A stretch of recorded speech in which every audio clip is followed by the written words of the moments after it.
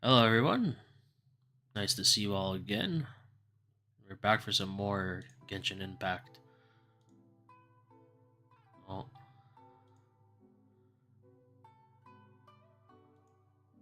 okay, it did it. I should have made sure. Ugh. Right.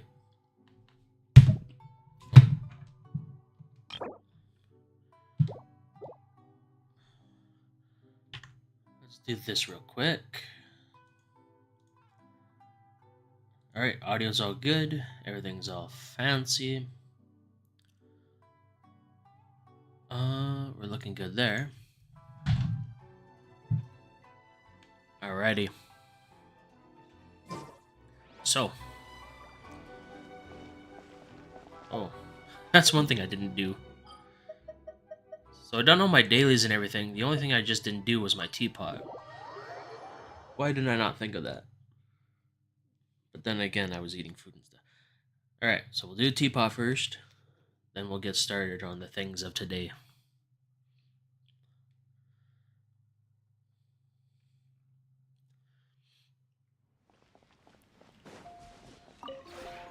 Would you care to sit down? Hello, teapot. Uh.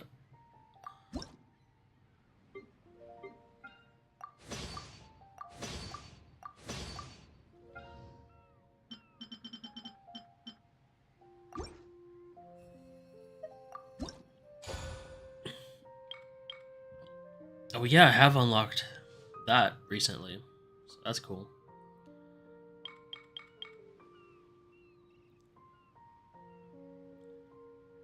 Then I just need... How close am I actually? I say I'm close, it's just that I don't have any resources right now. Oh well. If you ever have it. Shut up, teapot.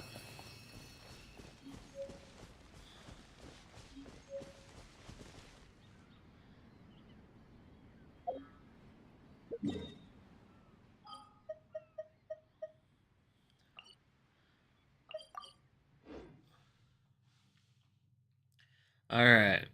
Let's pop into Inazuma real quick.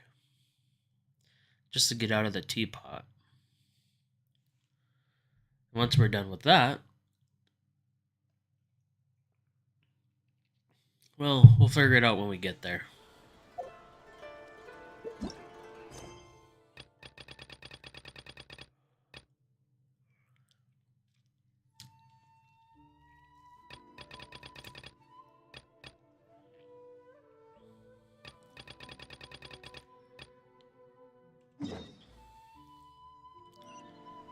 Okay, we'll do that in just a moment.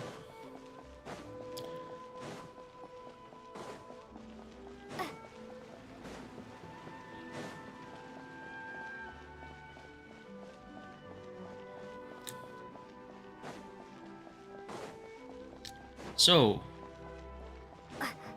last time, if I remember, I was doing the event. And once I finished that day, I basically just completed that event straight out.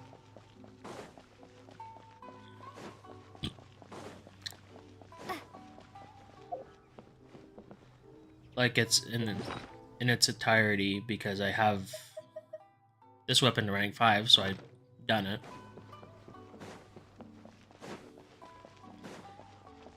Anywho.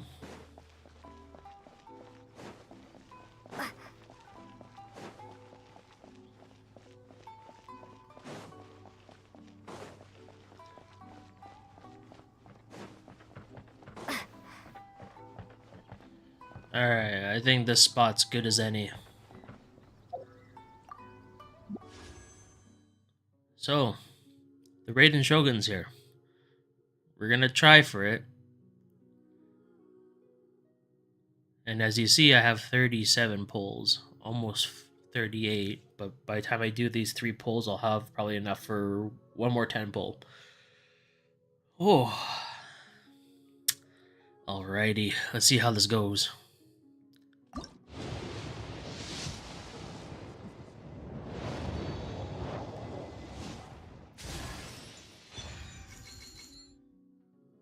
mean, it's nice to have.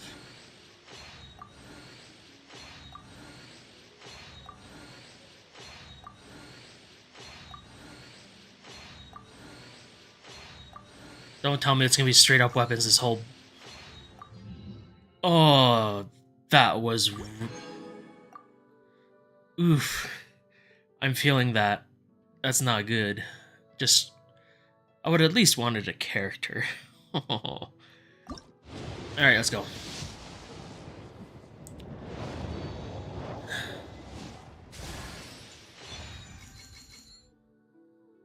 Maybe a different 4-star, but okay.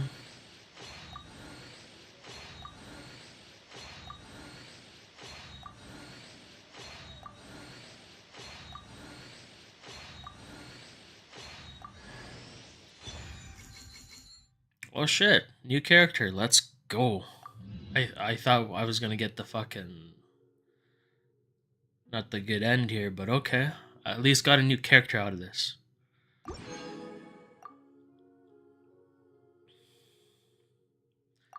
Okay, before we continue, though...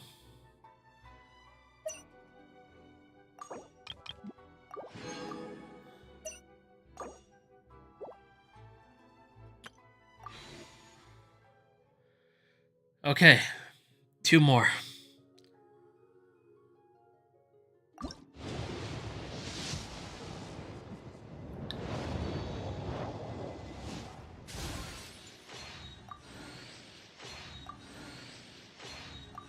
Come on, baby.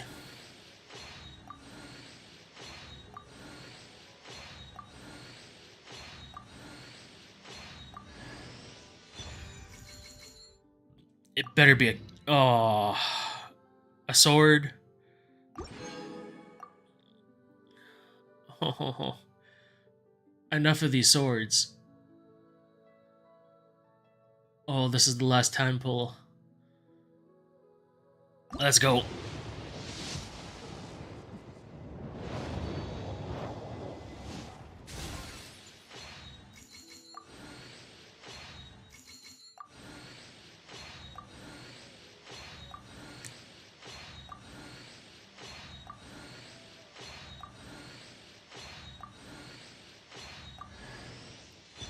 Fucking Bennett.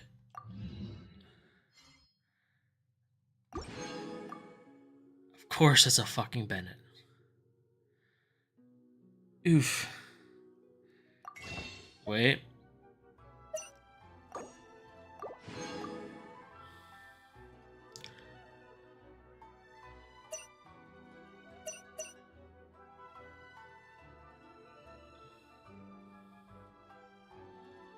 Hmm.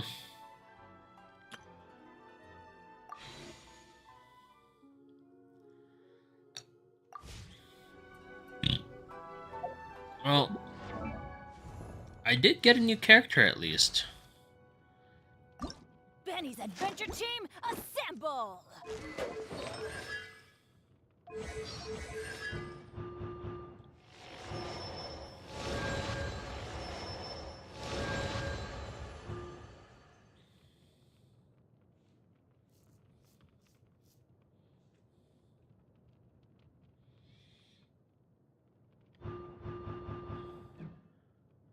Okay, at least that's done.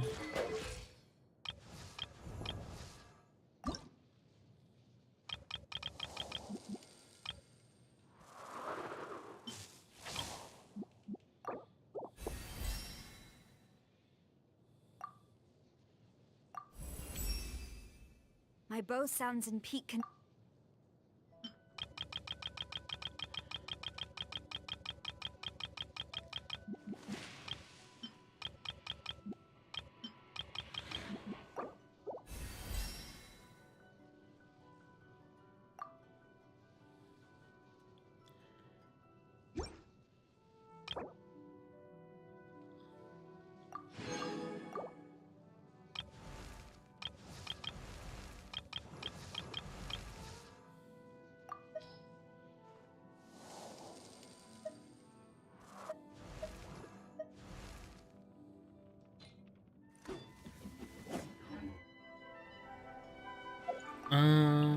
What's this?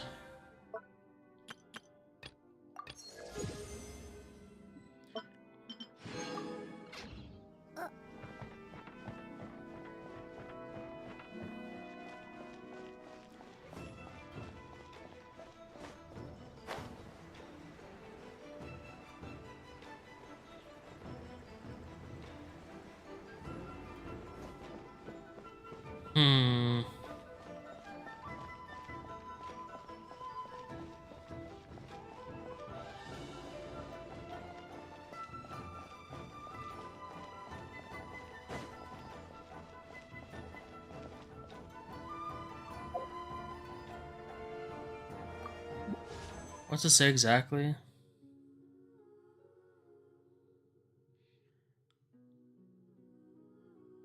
A 4-star or higher item.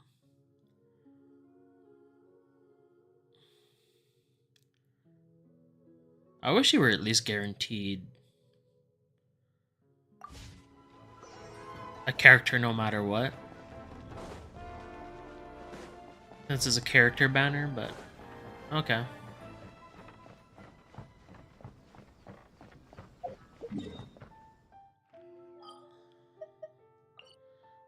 Okay, let us do the Fontaine shenanigans. Well, we're doing Lenny's story.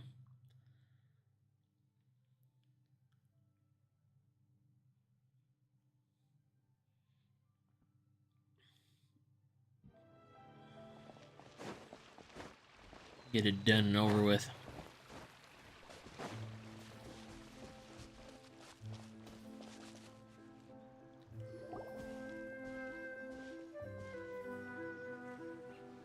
You followed us a long way.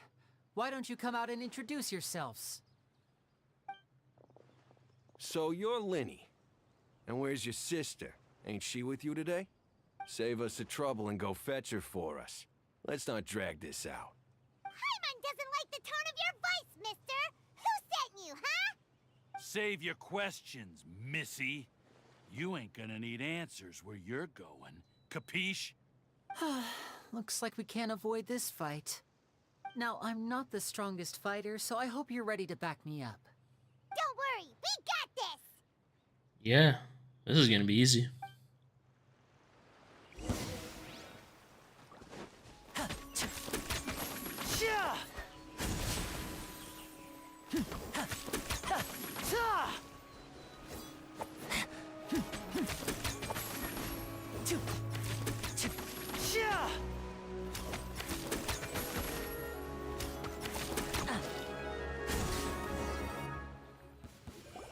Curses. They're tougher than we thought. Vision wielders are always trouble. Intimidation ain't gonna work like it did on the lady. Come on, let's scram! Hey, wise guys! We ain't through with you yet! Oh, they got away! Did you catch what they said just before they left? Something about intimidating someone else.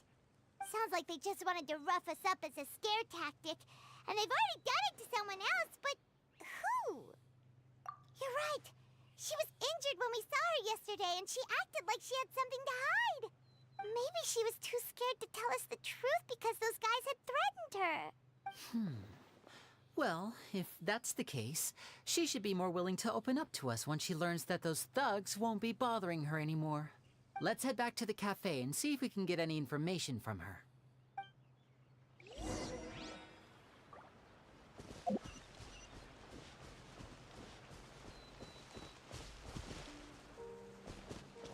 Somewhere up ahead here, there's a frickin'... Ah, it's on a tree. Yeah. Let's go get it.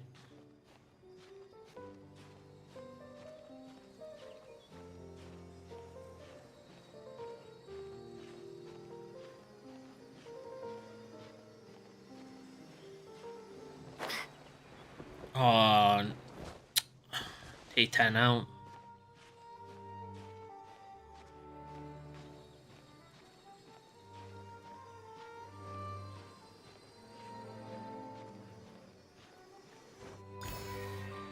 Yeah, that's right. I jumped. Anyways. We're supposed to go over yonder, so we'll just hit that teleporter.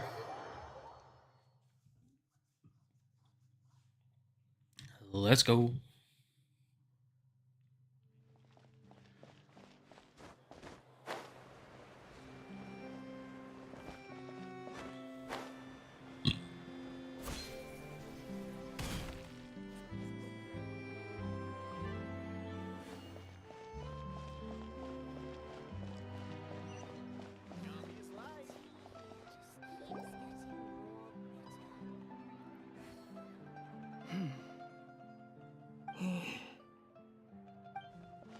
Gemma?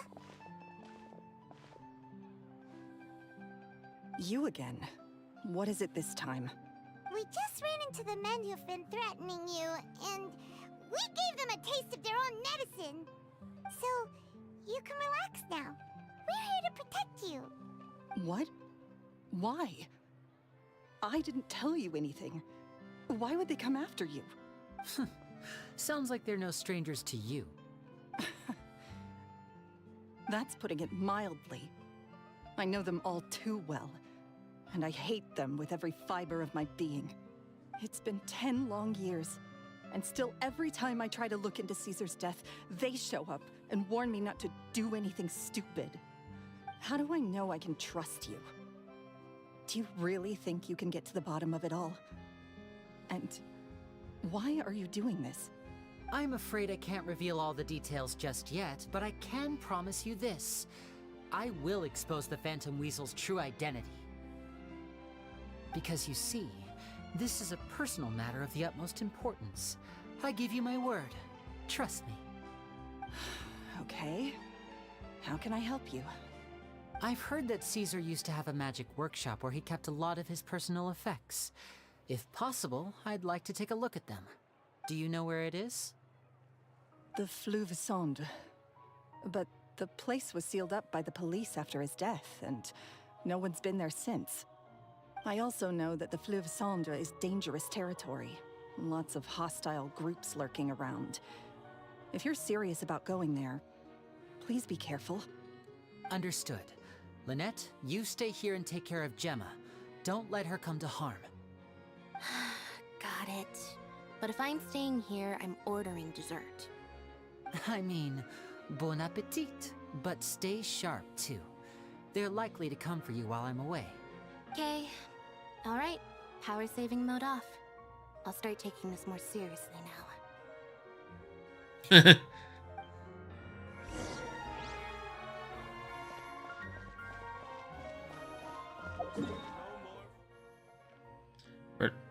Oh, underground?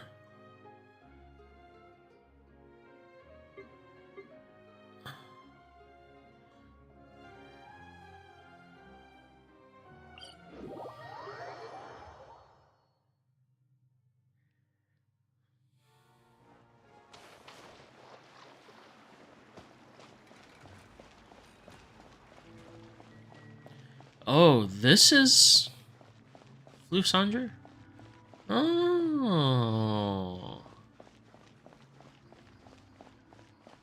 Okay, so the underground. Gotcha.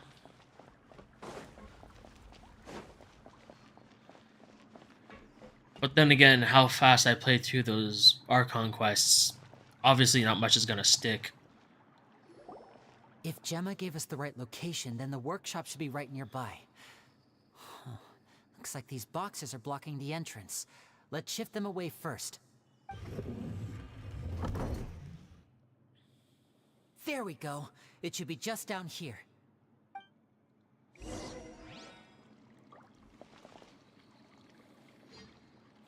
Enter the magic workshop. In 82.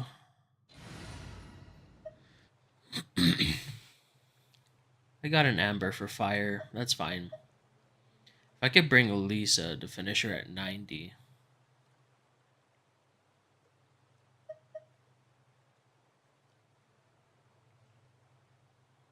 Then get Barbara up to maximum. Then I could get Amber up to maximum. Later. Yeah, we should be good. I'd say we're good to go. I got a lot of Mondstadt hash browns. We're good to go. A lot of the hash browns. I have, what, 67 hash browns left? Oh, we're fine. Plus, we got a free Lenny out of it for now.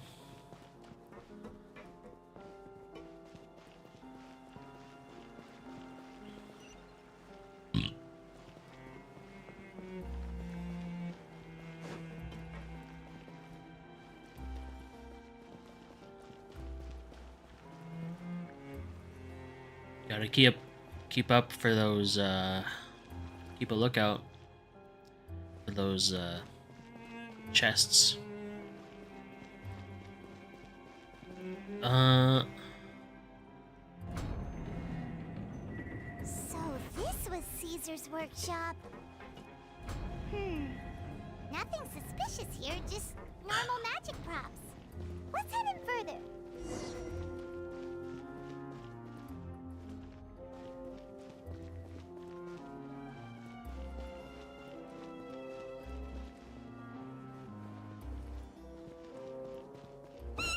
What was that? Oh, is this one of Caesar's gadgets? Guess we must have triggered some sort of device.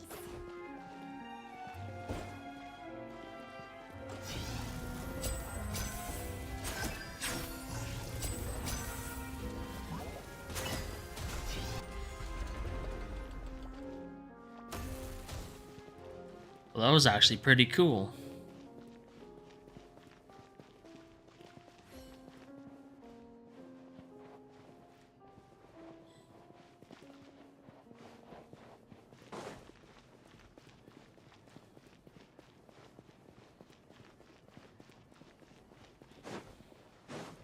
And voila!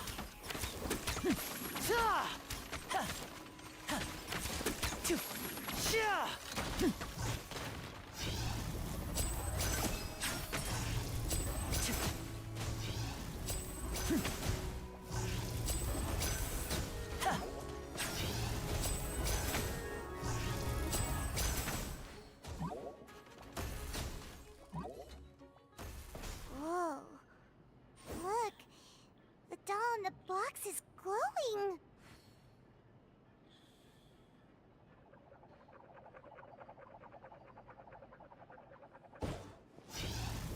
There's something written on the card on this doll. Let's take a closer look.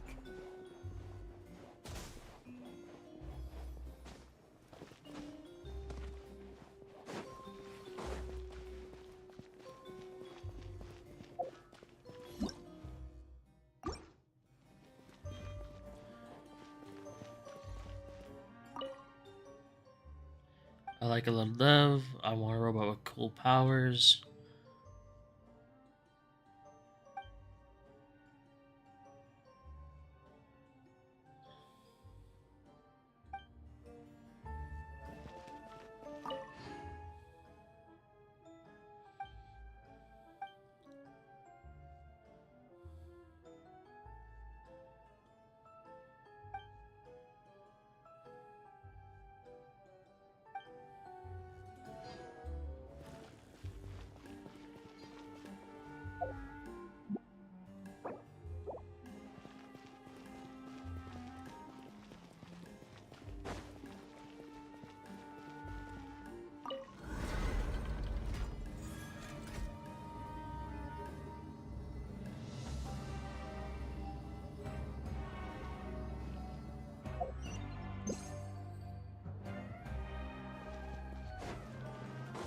Looks like we've reached the end of this route. Shall we try a different one? Oh, be quiet, Paimon.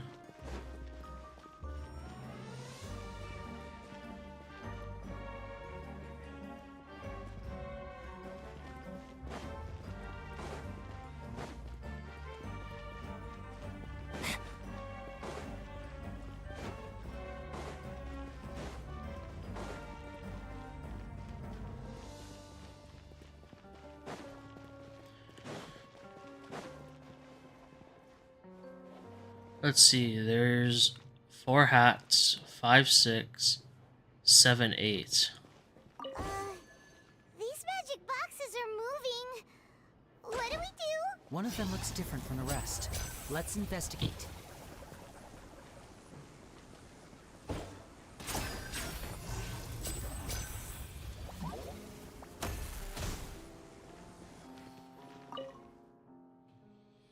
I wish my parents would get back together. I wish for good grades in my next exam. I wish for my little sister to have a normal life free of danger.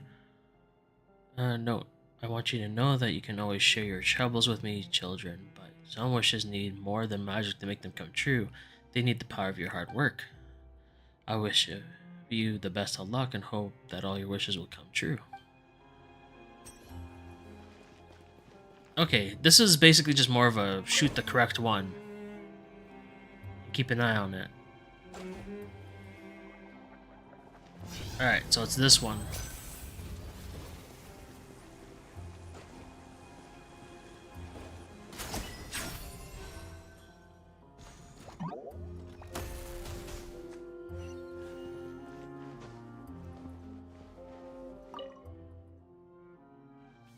When do we get to go to your wedding, Uncle Caesar?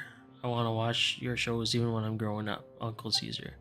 Do you have to go on tour? You can't stay with us?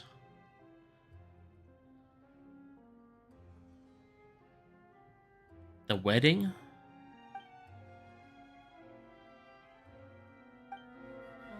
Okay.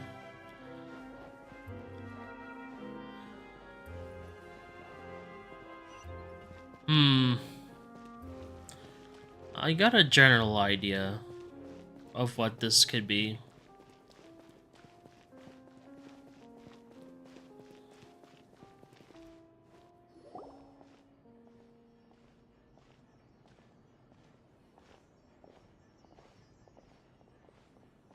That's weird. Have we reached the end already? There's nothing here. Maybe this was a wasted trip.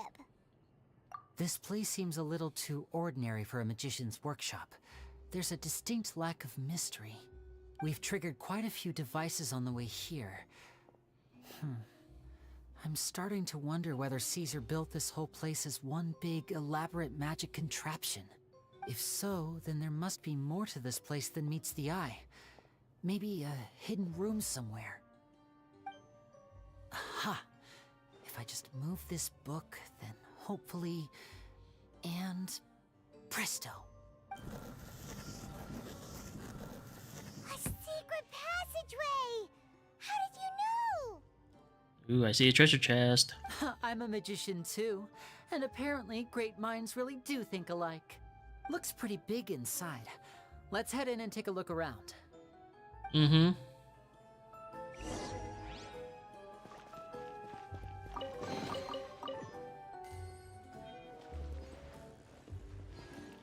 Free primo gems for that. Let's go.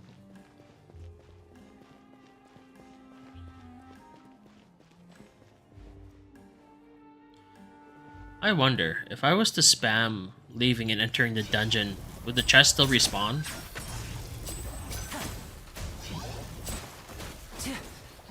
Step right up.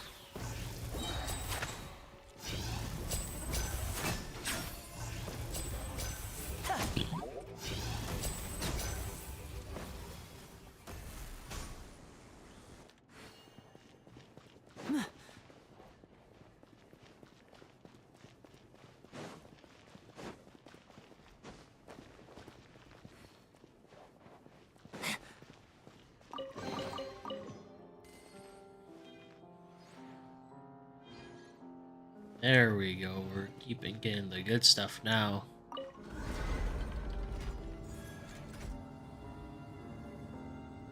This area seems a bit too new.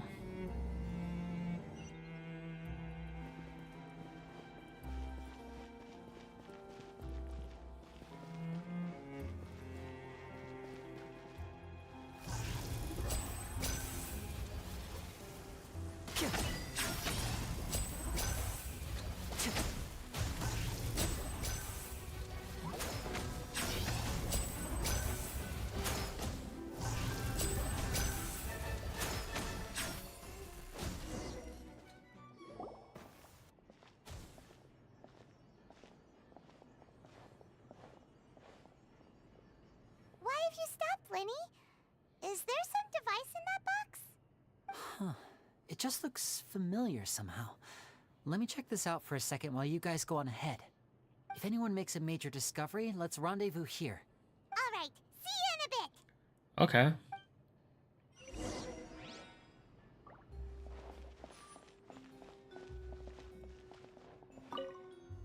The placement of this device inside.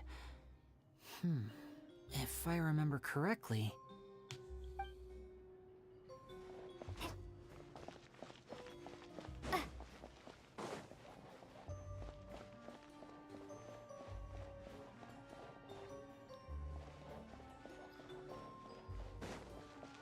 Ah, so that's where we went inside of. What about over here?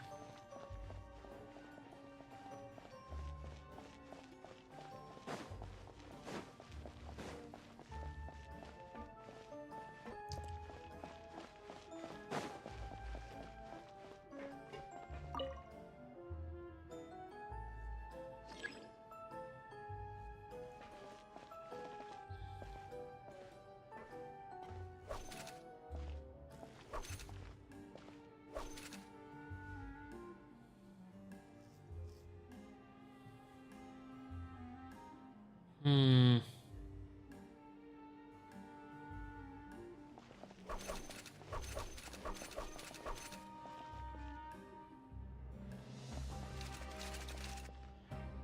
Wait, what? Okay, I got an idea how to do this.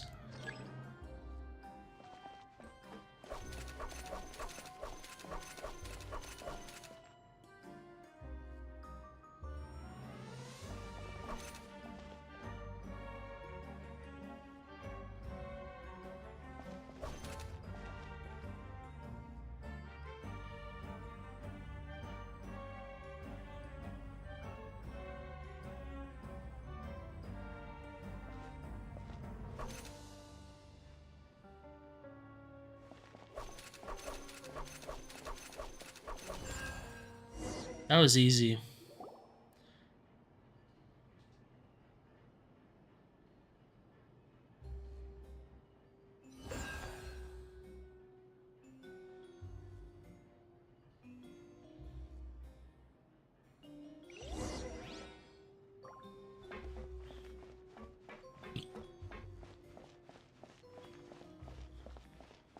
Wow!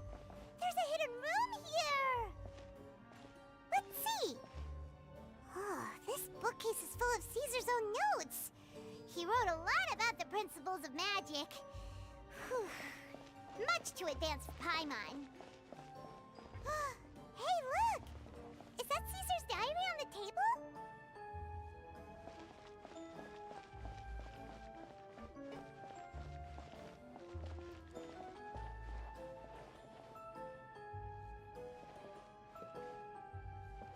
Oh, I can't even sit in the chair. This book's thick as a brick! Let's take a peek inside it, shall we? Okay.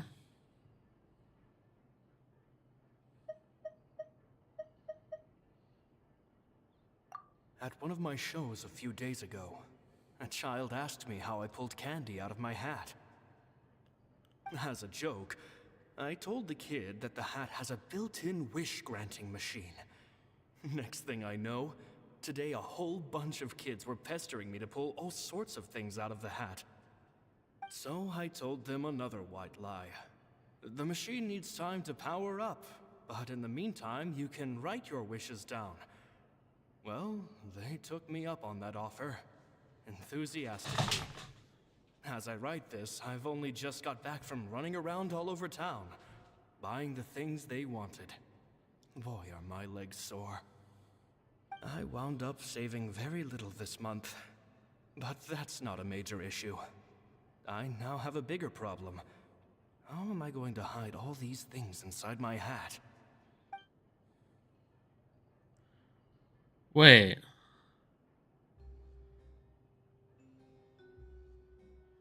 So yeah. 2 children came to talk to me after today's show. I don't know why they were out on their own. They looked much too young to be unsupervised. I do hope they got home safely. Anyway, they said that they wanted me to teach them how to do magic. It's not uncommon for children to ask this, of course, but I've never seen any of them as serious about it as these 2. I told them that learning magic is very hard work, but that didn't faze them at all. It's like they already knew. They seemed so committed. I couldn't turn them down.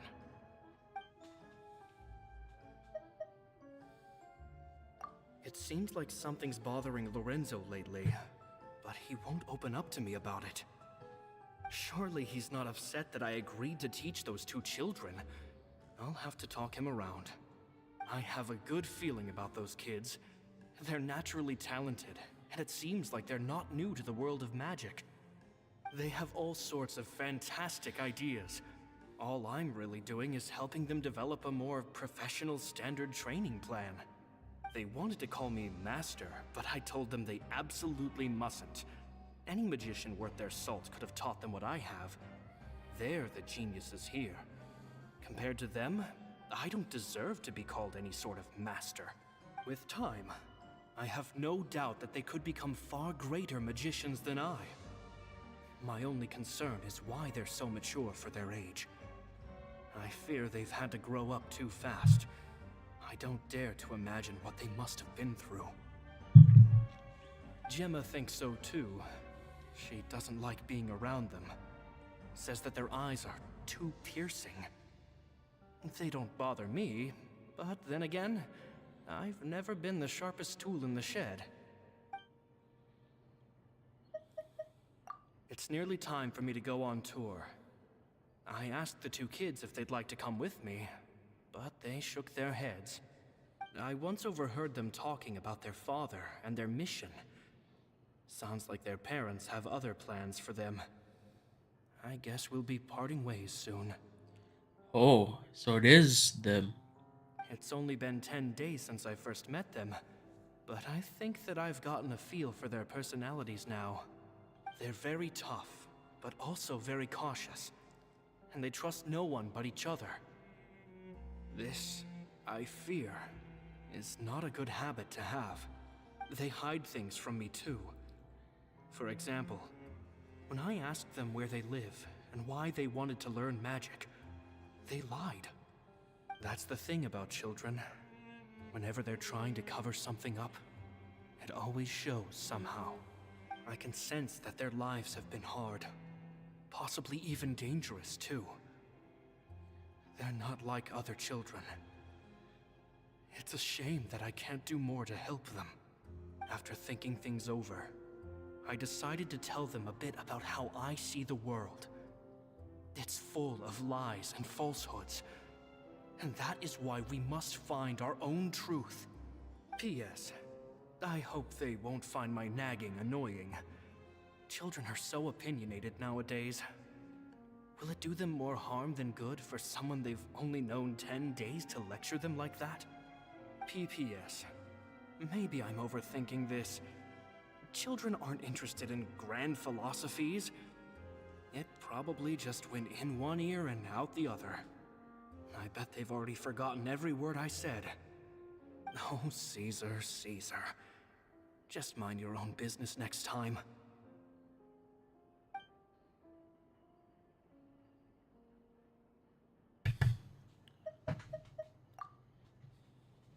Two magic geniuses with a father and a mission, huh? Mm-hmm. Sounds a lot like he was writing about Linny and Lynette, don't you think? So did they meet Caesar when they were kids? Let's go ask Linny!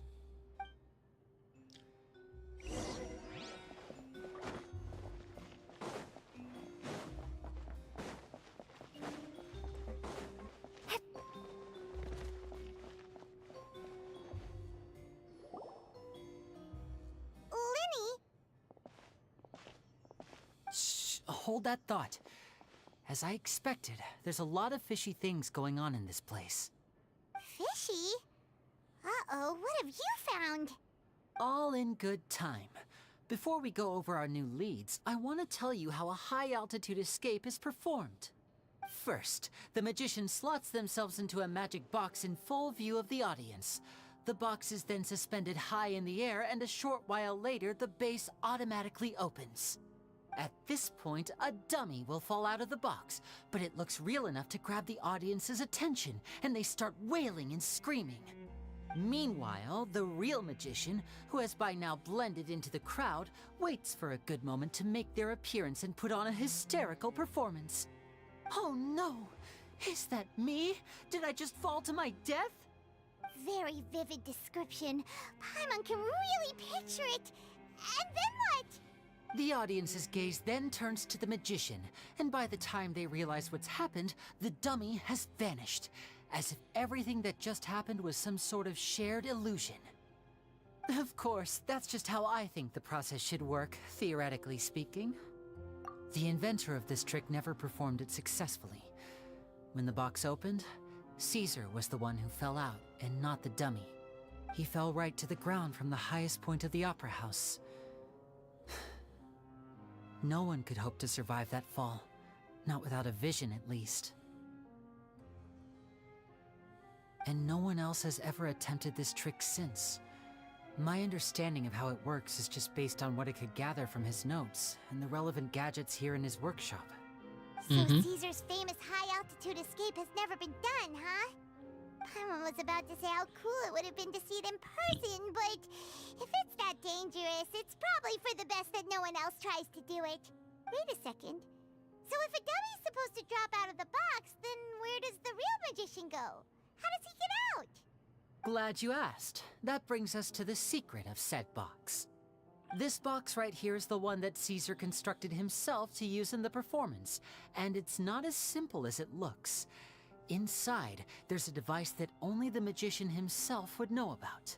Once the magician's inside and the box is lifted up into the air, the audience's view of the box is fixed at a certain angle.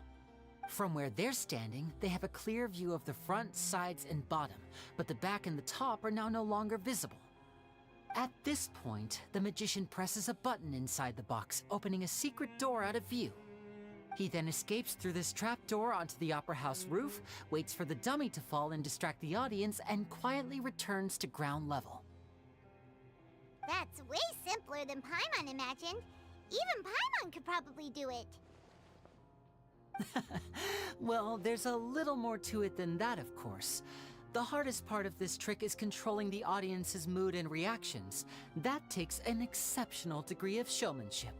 There's the falling dummy, the miraculous reappearance, the pompous performing. Maybe the magician would even have themselves tied up before it begins to strengthen the impression that there's no escape. Many days and nights of careful research and painstaking practice would have gone into this, all culminating in a performance just a few minutes long, but one that still manages to transform the shock and grief of a tragic accident to the joy and laughter of a mesmerizing magic trick. Caesar was a highly accomplished magician, but unfortunately, even he didn't manage to pull it off. So, how did it go so wrong? You said you found some fishy stuff here. Have you figured out what really happened? I can make a pretty good guess. I looked into the case files. The magic box Caesar was using at the time of his death had the secret button I mentioned positioned on the right-hand side. And sure enough, he always used his right hand as his dominant hand in public. Okay. Nothing suspicious there. But here's the strange thing. Most of the devices in this workshop have the mechanism on the left-hand side, including this box right here, which leads me to believe that Caesar was in fact left-handed. I'm not sure where you're going with this. Because a magician can't afford to have their most basic habits stand out too much. People naturally focus their attention on the most important details of the task or situation at hand. But a magician needs to be able to redirect an audience's attention at will, so as to avoid arousing their suspicion. The essence of magic is getting people to believe a lie. If even the truth raises eyebrows, the falsehoods become all the more difficult to mask. And so, Caesar trained himself to use his right hand to align with his audience's expectations. Great magic always requires sacrifices.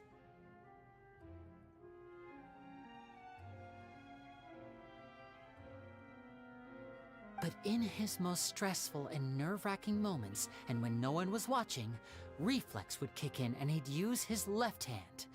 That's why he set his gadgets with the mechanism on his left. Exactly. I think that's likely what happened. Caesar would have been under a lot of time pressure during the escape. He'd have had mere seconds to open the hidden compartment, retrieve the dummy, then open the secret door and make a swift escape. But I'm sure he was confident. He would have rehearsed countless times to the point where it was second nature. He'd barely need to think about what he was doing because muscle memory would guide him through. So he opened the compartment, took out the dummy, checked everything was in order, and then went to leave. With his left hand, he reached for the button, and suddenly, his heart skipped a beat.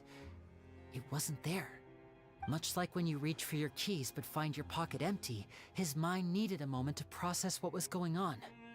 Instinctively, his left hand would keep feeling around for the missing button, maybe for another second or two, until the bottom of the box gave way. With the stakes being as high as they were, just a 2-second delay cost him everything. The authorities would find nothing suspicious and conclude that his death was due to his own error. When in reality, someone switched the boxes, and they did it to murder him.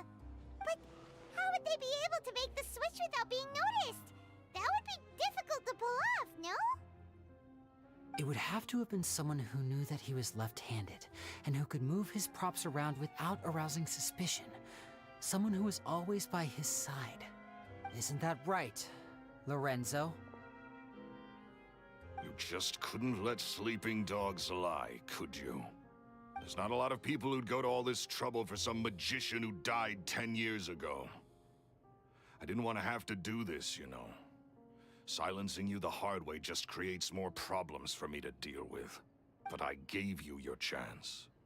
I hoped you'd do what's good for you and back off like the lady, but you disappoint me. You mean Gemma? So you are the one who's been threatening her!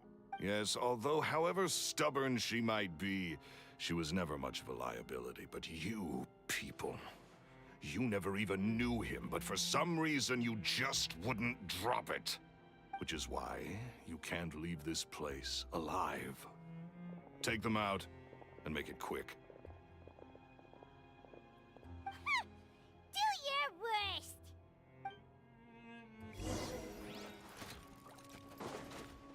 Now disappear!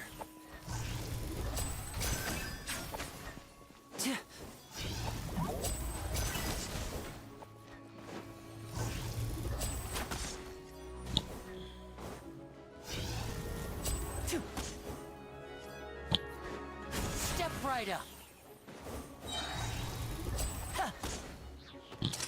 Let's get this show on the road.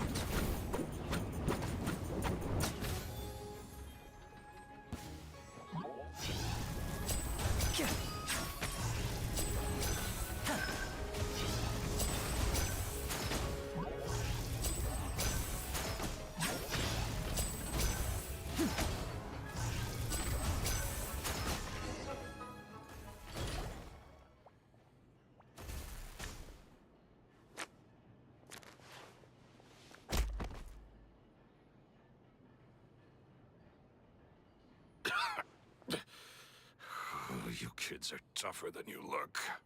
Had enough yet, Lorenzo? Your cronies can't help you now. I think it's high time you started talking, and what I'd really like to know is, why did you murder Caesar? If I had a mora for every time you said that man's name. Of course you idolized Caesar, everyone else did. But I was the real genius magician. Me! He was just an amateur who did cheap tricks for gullible children. I was the one who made magic into the fine art it is today. The aristocrats doffed their hats to me! So it was jealousy. Jealousy. Hatred, more like. I hated Caesar. All he cared about was his magic. He lived and breathed it. He poured everything into his street performances and his stupid tours like it was just a hobby to him, never bothering to think about Mora.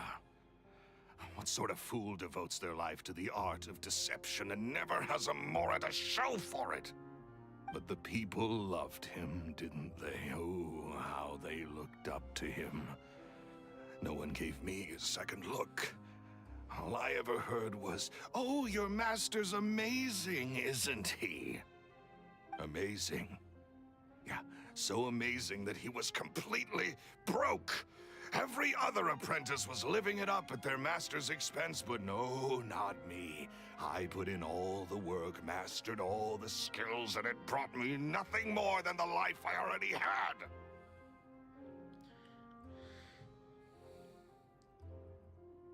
So obviously he killed him, but why didn't you just leave? He He forbade me from using magic to trick people out of their mora. There was nothing he hated more than that. And with his reputation in Fontaine, it was too risky for me to go it alone. As long as he was alive, if I dabbled in my own brand of money-making magic, he would expose me, and it would destroy me. I had to kill him. There was no other way. He had to go.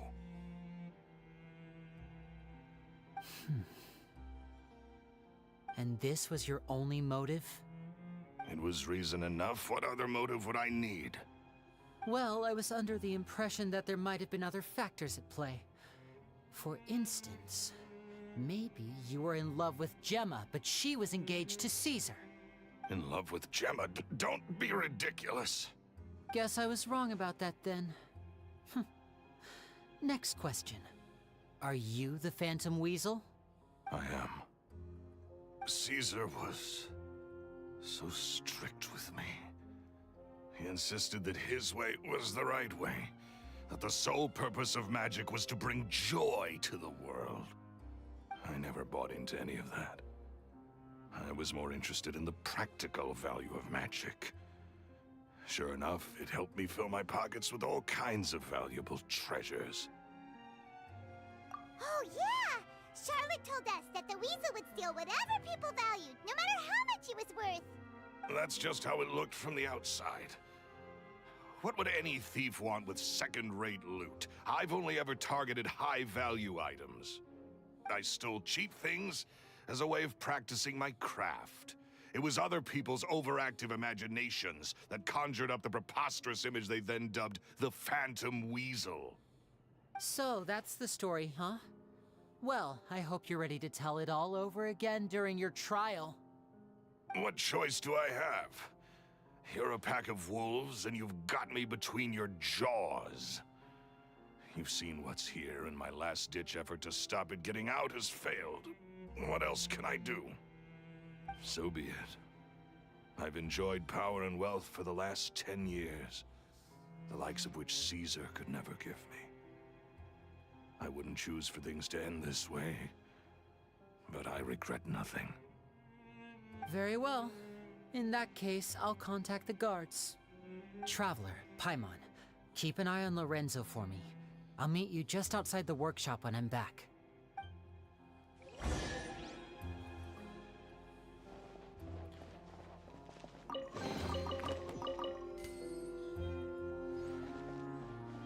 Remote jams.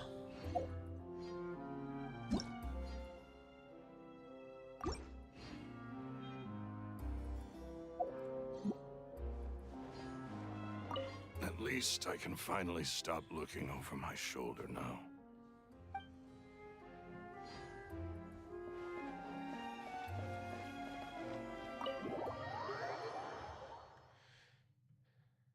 Leave domain.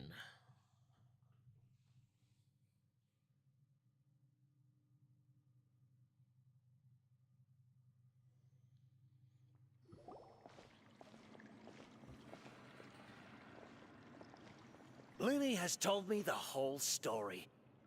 Lorenzo, do you confess to the murder of Caesar and to framing him for the Phantom Weasel's crimes? Look who's finally developed a conscience. What kind of disciple murders their own master? I hope it was worth it, because there'll be hell to pay.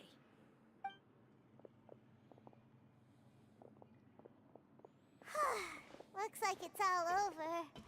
What should we do next, Lenny? Should we start preparing for your show? Let me think. Let's rendezvous with Lynette and Gemma first.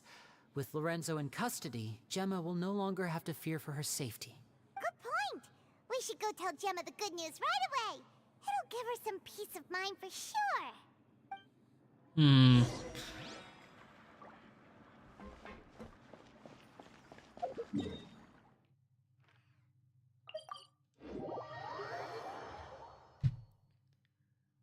This could all be kind of a trick too, unless it's literally just it is him.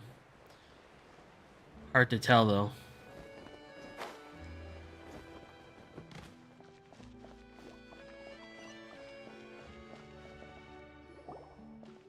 Ah, you're back. You were so quick. I've only just finished my third dessert. Your third? Lynette, come on, we've talked about this. Everything in moderation. You're not gonna have any room left for dinner now. It's fine. I'll shift to exercise mode and jog off the excess sugar. That's besides the point. Well, it's done now, but try to eat a more balanced diet in the future. Point taken. Did everything go okay? Of course! Lorenzo was no match for us. The guards are taking him into custody as we speak. Gosh, that's amazing. I'm sorry, I still didn't know if I could trust you, but now it seems I can. I had my suspicions about Lorenzo, but It's okay, we understand. He did threaten you. Paimon would find it hard to trust strangers in your position too. But you don't need to be scared anymore. Everything's gonna be okay. Sorry. My emotions are all over the place right now. I've been waiting for this day to come for so long. If this doesn't be over by the time we're done talking with her, she might be the Phantom Weasel.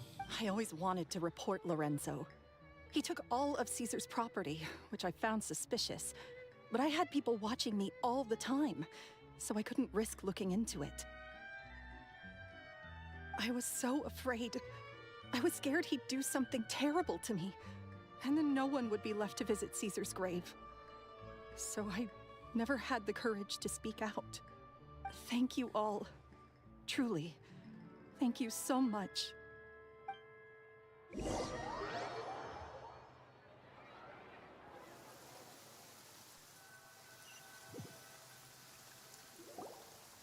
Thank you all for clearing Caesar's name. I never would have guessed that Lorenzo was the real Phantom Weasel. He never showed any signs that there were problems between him and Caesar in public. From the outside, it looked like they got along great. And to think that lowlife's been living life to the fullest all this time, while Caesar's name was getting dragged through the mud. It's a travesty. At least his soul can finally rest in peace now, thanks to your efforts.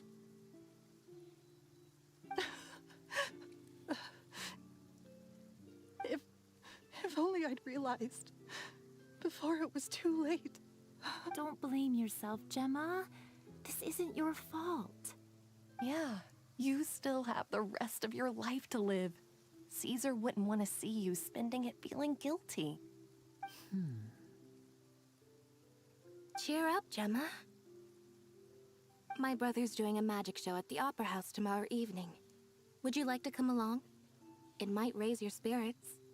This show will be a special one. We're holding it in Caesar's honor. In Caesar's honor? Really? Oh, thank you.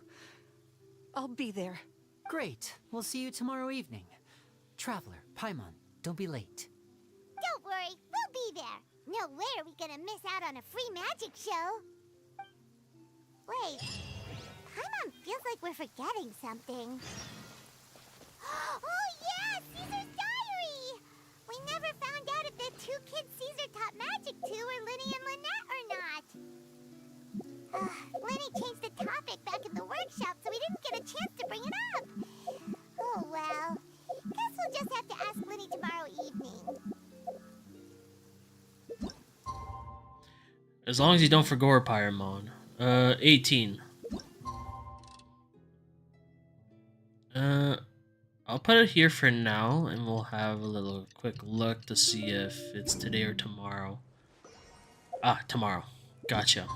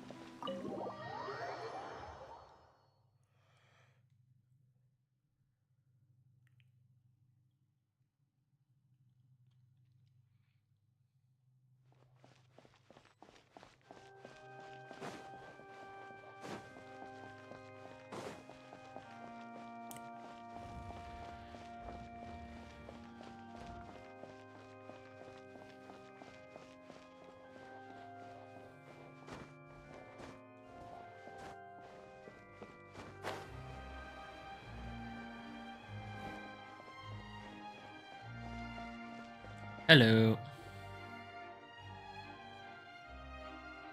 It's somehow people out of nowhere. Paimon's excited to see another of Linny's magic shows! Wait. Lynette, shouldn't you be on stage by now? Not this time. My brother's going solo today.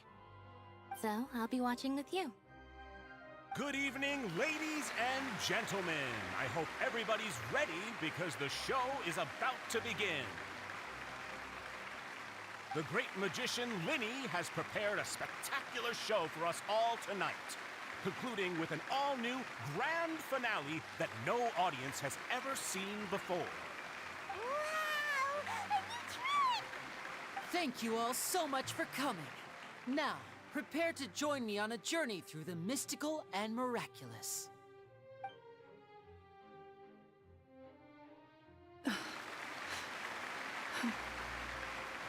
Exciting stuff, isn't it? Yes, it's just... It reminds me of him. No wonder. Caesar was a famous magician too. So, how did you two first meet, Gemma? Well, I was out on the street once, and I saw him performing for little children. Children love magic, because they're willing to believe in things that can't be rationally explained. Caesar had this amazing way of bringing them into a dreamlike world. And somehow, I felt drawn to him too. So I went up and asked him to do a trick for me. Aw, that sounds so romantic. What trick did he do? It was with a flower. He took it in his hand, snapped his fingers, and it magically appeared on my head. I was so happy that day. No one had ever given me a flower before that. Oh, that's so cute! Actually, now that you mention it, Linny's done that one before. Is that right? Then I suppose he's a romantic at heart, just like Caesar. So let's treasure the time we have with him. After all, you never know when the people dearest to you might be gone. That's right. It's all over now. Paimon doesn't really know how to comfort you, but at the very least, no one's gonna be intimidating you from now on. You can breathe easy at last, right? Right. Yes, you can breathe easy now, Phantom Weasel. See? Even Lynette says... Wait, what? The Phantom Weasel? Lorenzo escaped? Where is he? What do you mean, Phantom Weasel? As Linny once said, a performer's job is to commit fully to their role and put on a flawless performance for their audience. But once the bag of tricks is empty and the curtain falls, it's time to end the show. The spotlight is no place for someone with no more cards up their sleeve. It's been 10 years, Gemma. Aren't you tired of the grieving widow act? I think it's time to put an end to it. What are you talking about? Paimon doesn't like this riddle. Traveler, Paimon doesn't like where this is going. Come on, say something! Okay. It's what I thought.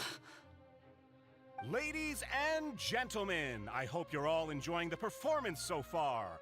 There will now be a brief intermission, after which Linny will perform the most electrifying act of tonight's show, the one we've all been waiting for. The final performance will take place outside of the Opera House, so please make your way outside in a calm and orderly fashion.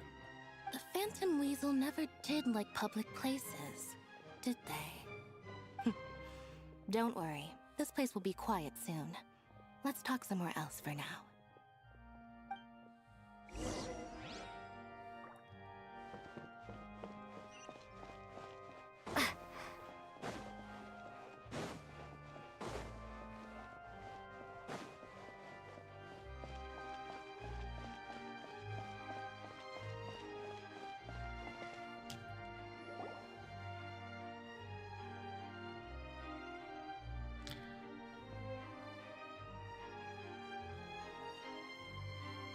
Where's Detective Paimon?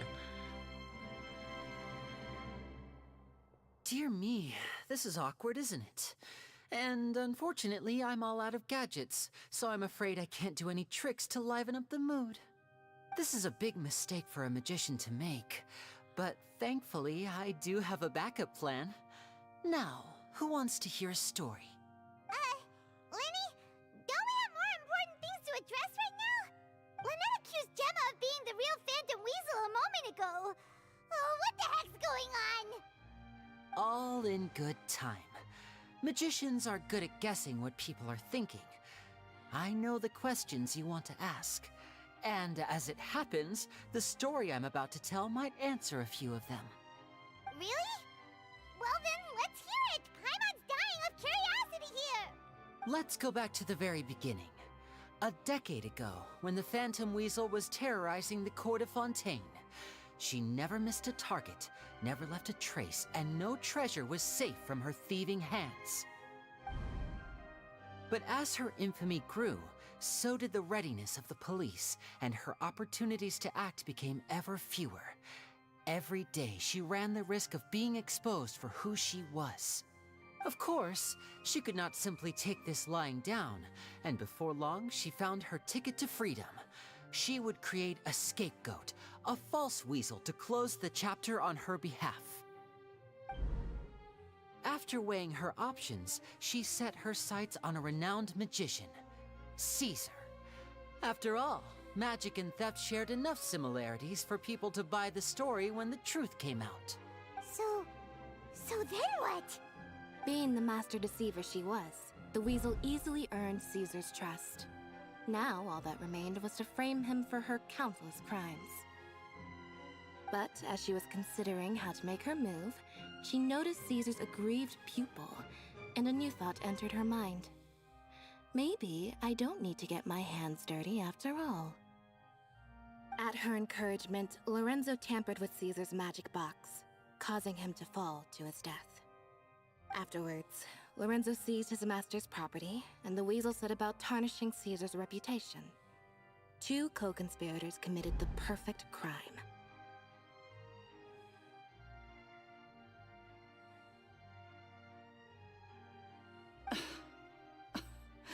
I've got to hand it to you.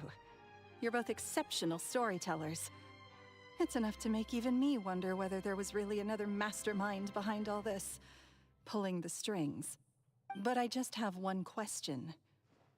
You seem to think that I am the villain in this tale. What's brought this on, Linny? Is it something that Lorenzo said? Don't worry, Lorenzo said nothing at all. But I never believed that he was the weasel, and in fact, my investigation only made me more certain of that. He was too forthcoming with his confession, as if there was something else he was trying to hide. How disappointing. So you'd sooner trust Lorenzo than me, even without a shred of evidence? A magician is an expert at playing the audience to get the result they want. And I have no doubt that you, Gemma, are equally talented in this regard. With a little help from Lorenzo, you put on a very convincing performance. The lovesick fiancé, whose devotion to her betrothed is unshakable, even under threats of violence. Caesar was maligned and hated by all for 10 years, but you? Everyone sympathized with your plight. Who would suspect for 1 second that the lovely young lady always seen weeping in front of Caesar's grave was actually the mastermind behind his demise? No, not that poor lady. Perish the thought. Wait, so you mean the whole intimidation thing was just a hoax? Gemma and Lorenzo were both in on it? But why would Lorenzo agree to that? And why didn't he sell her out even at the end instead of admitting to being the weasel himself? Yes, why indeed? Maybe Gemma herself could enlighten us on that question.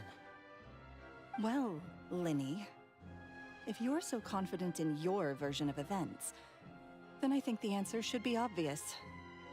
Having killed Caesar with his own hands, Lorenzo was plagued by overwhelming guilt. Revealing the Phantom Weasel's true identity would serve no purpose. But if the weasel remained free, then she could take care of Lorenzo's loved ones. An excellent answer, though sadly a little dull. Is that right? Well, don't let me bore you. If you'd care to change the topic to something more interesting, I'd be much obliged. As a matter of fact, there's one thing I'd really like to understand. Why would the real Weasel have targeted things that only have value to other people? Could you shed any light on that? Of course. After all, we're just telling stories here, aren't we? If I had to guess, I would say that the real Weasel must have had a terrible childhood. Left to fend for herself after her parents died young. Betrayed, scorned, beaten. She'd scrounge waste paper from garbage bins to draw on, using twigs and dirt for lack of ink and pen. She'd sew ugly ragdolls from whatever scrap material she could get her hands on. This was her only source of happiness in life. But it was all she needed, and she was content. Until the world decided that even this was too good for her. Once again, she was betrayed. And this time, everything was taken from her. She felt like life was a miry pit that dragged her further down the more she struggled to escape.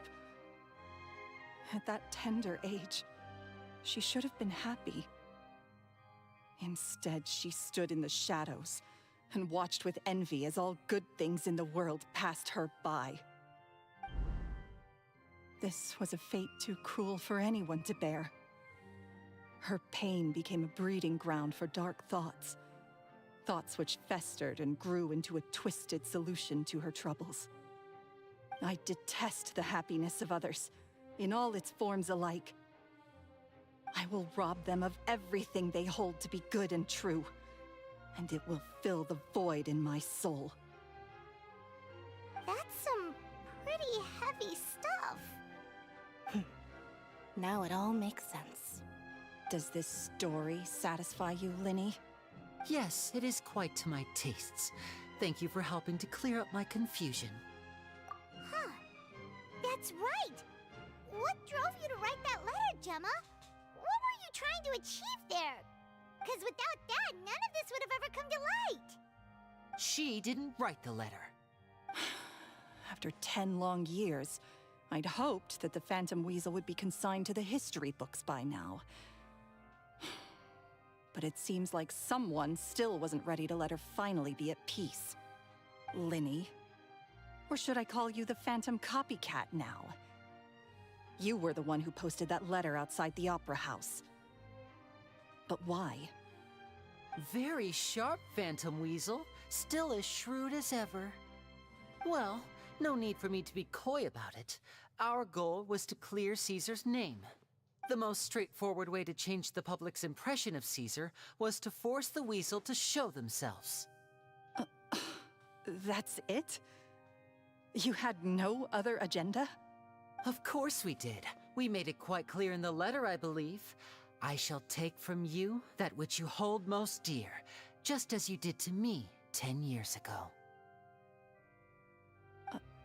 10 years ago?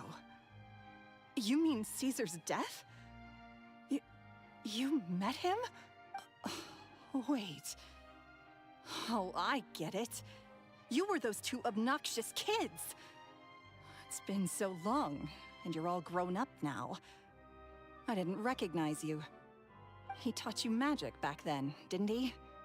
For what, 10 days or something? And you went to all this trouble. Why?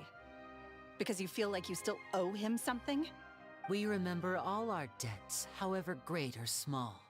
10 years ago, Caesar's reputation was torn to shreds, and his legacy was thrown out. 10 years on, and no one cares what the truth is anymore. But we did not forget, and so we came to find you. And? What exactly did you take from me? I'm still standing, as you can see. Lorenzo has admitted to everything. I'm free. Free?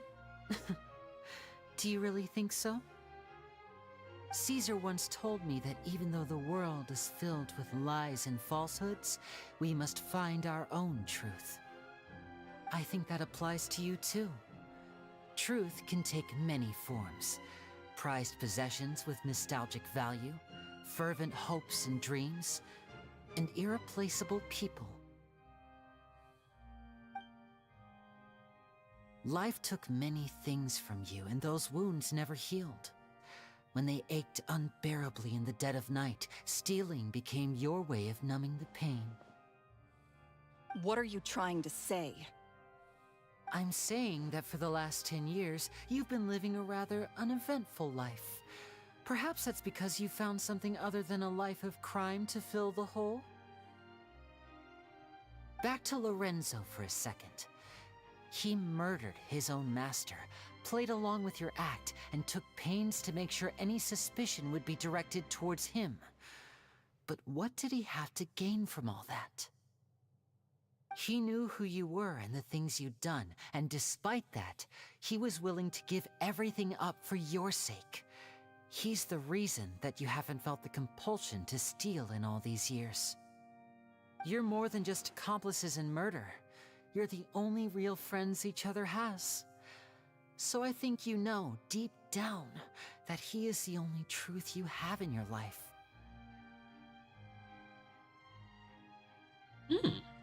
But that truth is gone now, and I guarantee you, you'll never see it again.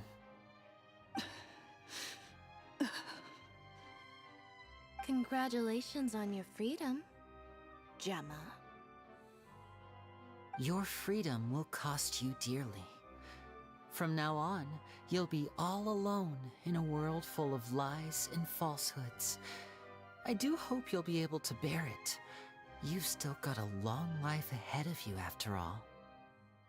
Gather round, one and all. The time has now come for the amazing Linny to perform his final act in tonight's show. I'm sure you're all wondering what he has planned for the grand finale. Well, wonder no more, for the answer is a death-defying high-altitude escape. A high-altitude escape? I'm sure you all remember the magician Caesar. This was the very trick that led to his fatal fall, after which he was dubbed the Phantom Weasel. But we have now learned that Caesar was wrongly accused, and that the real Weasel has now confessed to their crimes. Guess that's my cue to leave. Whew. I've been practicing this one for ages now, but I'm still a little nervous.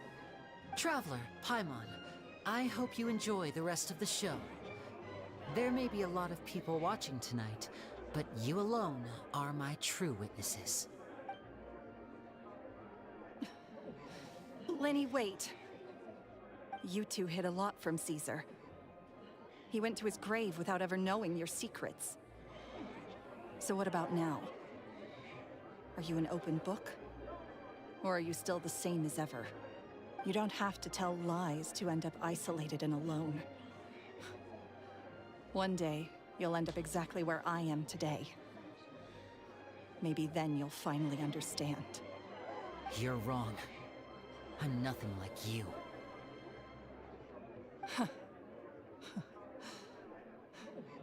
So, what are we, doing now?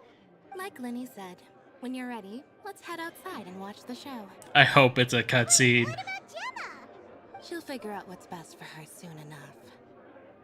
Oh, and if you'd like to see Linny after the show, you know where he'll be. The usual haunt. All right. Well, let's go and watch Lenny's finale then. This trick's a pretty dangerous one, but he should be able to pull it off, right? Oh, I can't. Oh. Magicians are not like thieves. Thieves only tear things apart. But good-hearted magicians, they put things back together.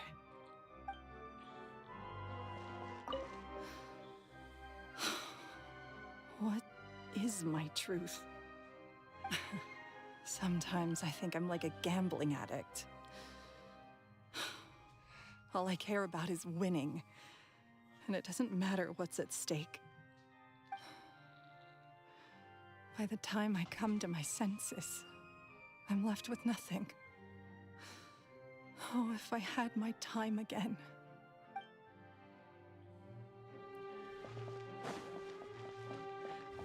Man, I hope this is a cutscene because it's gonna be cool to see.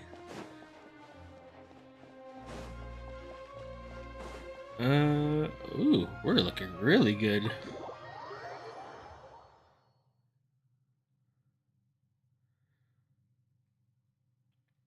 Oh, I hope it's a cutscene.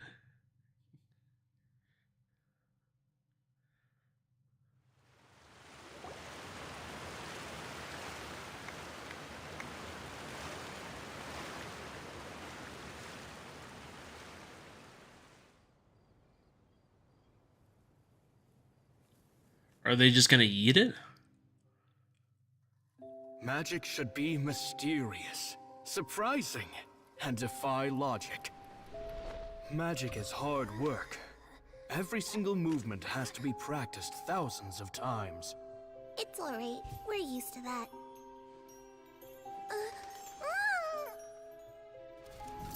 We're sorry.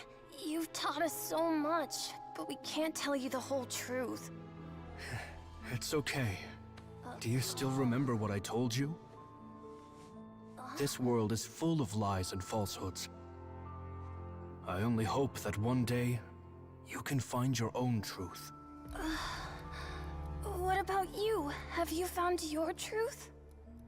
Magic is my truth. I want to perform a magic trick so great that people will always think of me when they talk about it. For a magician, what greater honor could there be? Look! Behold! Linny is sealed inside the box. Will he manage to escape? 10 years ago, Caesar attempted this very trick, and it was at this precise moment that...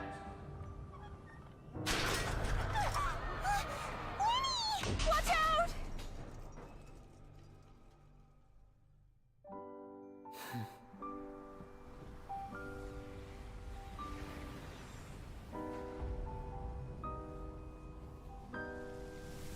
Mysterious.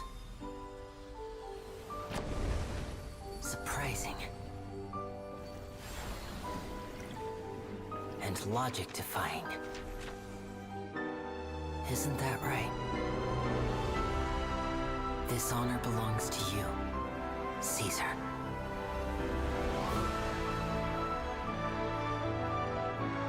I'm just sorry it's a little late.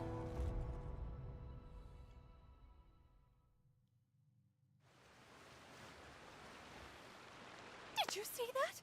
1 minute he was falling, and the next, he turned into flowers. How could he possibly have done that? How mysterious. I didn't blink once. He just vanished, right in front of my eyes. What a heart-stopping magic show! This was really worth the trip. Caesar's name has finally been cleared, and Fontaine's new star magician Linny has fulfilled a wish on his behalf. Oh, I couldn't ask for a better grand finale. It will make a great headline for the Steambird tomorrow, even if I do say so myself. Looks like everyone really loved Linny's grand finale. Even though they don't know the full story. Lynette doesn't see Linny anywhere. Where'd he go? Oh, Lynette said he'd be waiting for us at the usual hunt. But, where is that? Oh, you mean the one where Caesar's buried? Yeah, that's probably it. This whole magic show kinda seemed like Linny's way of saying goodbye to Caesar. So it makes sense that that's where he'd be afterward. Alright, let's go look for him there. Let's go.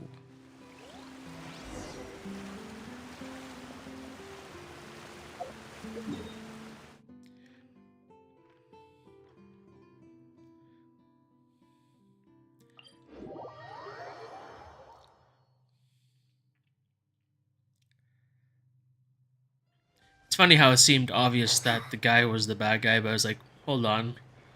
It seemed a little too obvious. It must be her.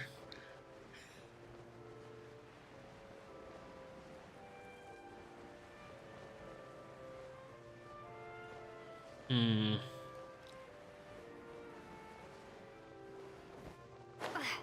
I liked it so far. This is pretty cool.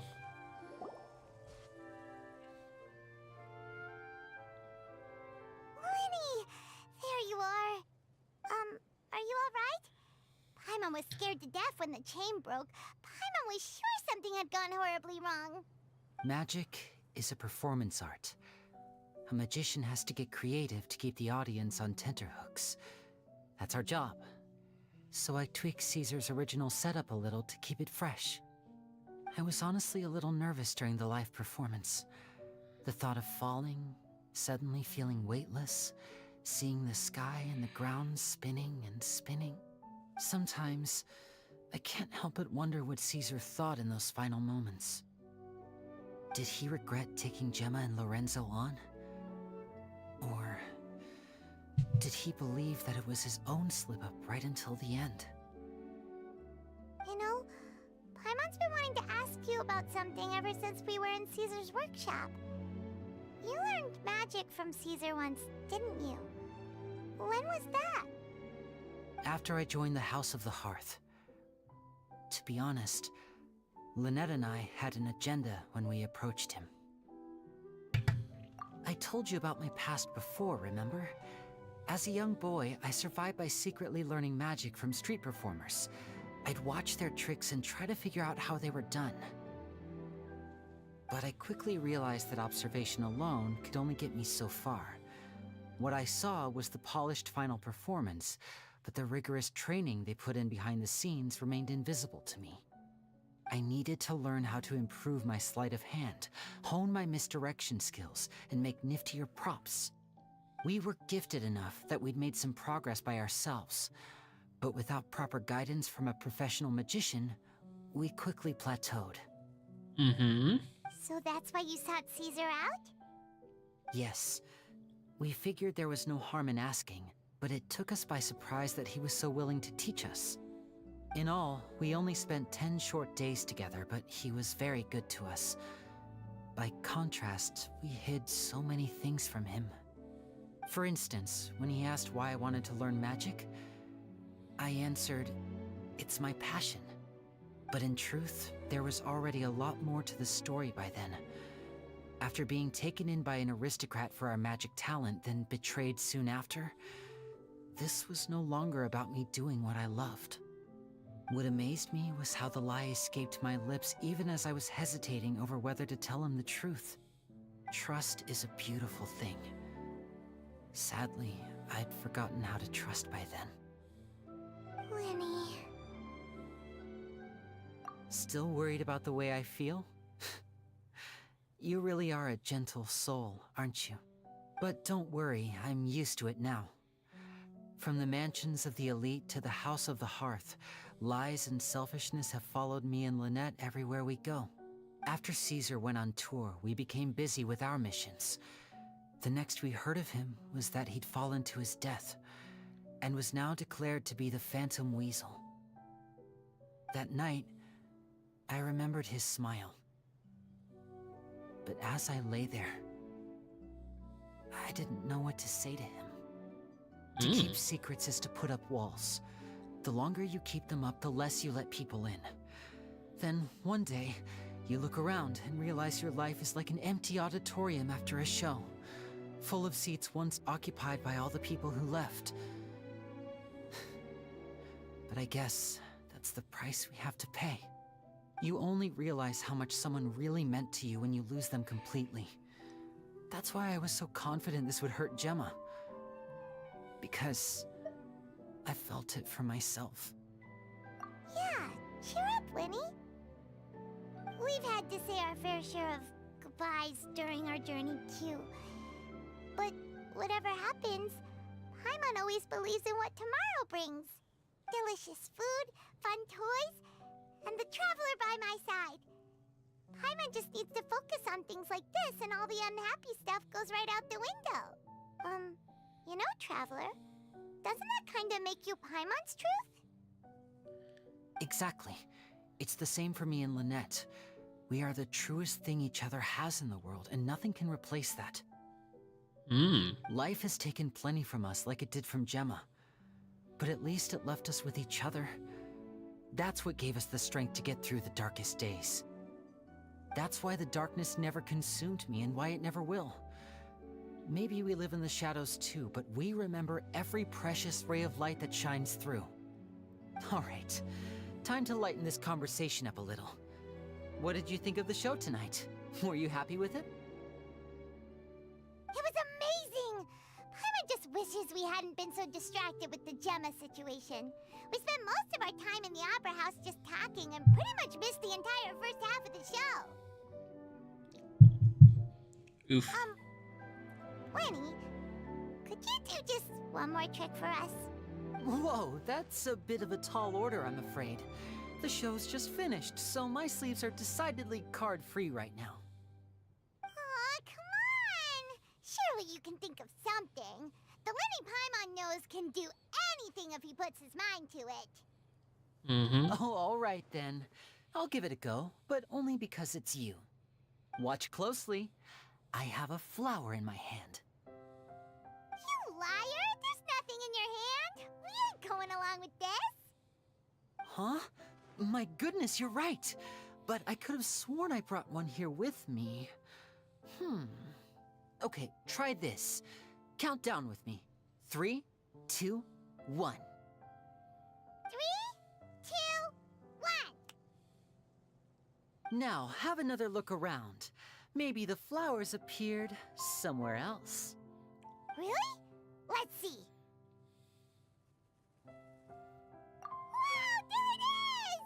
Oh, this is a different flower from the last time, right?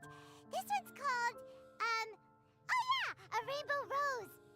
But more importantly, Paimon has to know how the trick is done. Please, Lenny, pretty please! Well, if you want to learn magic, you'll have to start by addressing me as teacher. Ugh. Fine. Please, teacher, please! Since you asked so nicely, I'll share one little tip with you. Namely, the student of magic cannot solely rely on others being prepared to reveal their secrets. You have to observe, think, and find the answers for yourself. Is that it? Look at the time. We shouldn't linger here too long. Thanks again for coming to see my show. I bid you both good night. I look forward to seeing you again. All right, fine. See ya. Shall we head back now, too? Oh, Paimon can't wait to read The Steambird tomorrow. Paimon bets Linny and Caesar will be plastered all over it. Let's head to the Steambird's offices tomorrow morning and see what we can find out.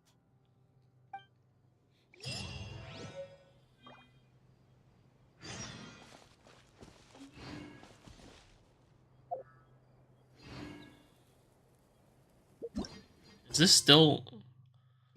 Jesus. So 8? Wait, it says next morning.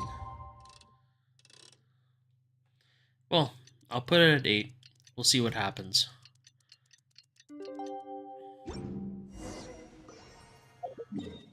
Oh, perfect.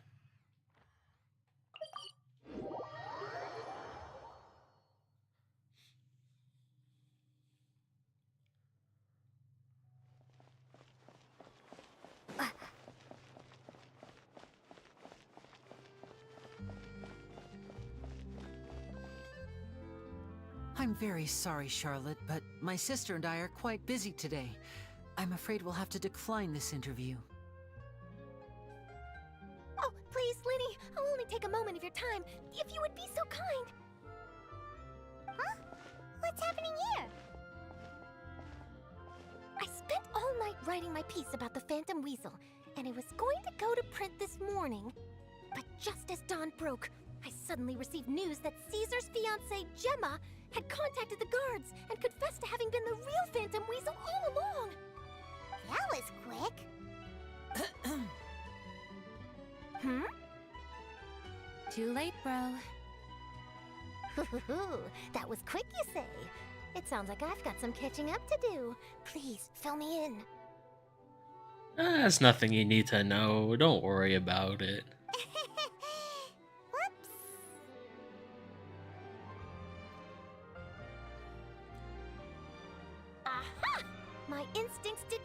me astray. You do have something to hide. Gemma turning herself in must have something to do with Linny's performance last night. Maybe watching my high-altitude escape trick reminded her of a better time with Caesar, and she could no longer ignore the voice of her conscience. Huh. Okay, then. Wait, no, there must be more to it. If that's all it took for her to have a change of heart, how did it take her 10 whole years? Well... Oh, I remember now! You and Gemma were nowhere to be found after the show. What happened between you? Quickfire question! Where did you all go after the show? Oh, we went to the cemetery and Linny did a private magic trick just for us. Actually, glad you mentioned it, because that reminds Paimon. Guess what? Linny started using rainbow roses in his tricks. What? I don't recall ever having received a rainbow rose from you myself. Is this supposed to mean that they're more important to you than your own sister? No, I just, What now? Oh, did Paimon say something wrong again? This is getting pretty awkward. What do we do, Traveler? Seems like this interview wasn't meant to be. Well, never mind. There's always next time. Forgive my persistence, but when there's explosive news waiting to be found, I can't turn away. The news about Gemma has already made waves, and I'll stop at nothing to get to the bottom of it all. Apparently, one of the things she said to the guards was that her final wish is to see Lorenzo one last time. There's clearly a web of complicated relationships there. Can't blame me for being curious. So Wednesday right now. Alright, I guess I'll leave you to continue the rest of your conversation in peace. Bye for now.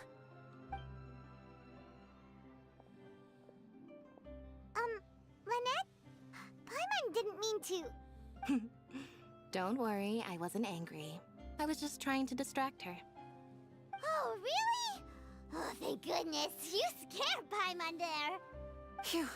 You and me both, Paimon. You and me both. At least it did the job, right? Please, take good care of that rainbow rose.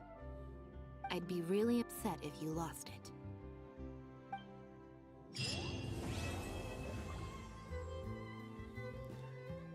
It's over. Ooh, lots of primo gems. Let's go.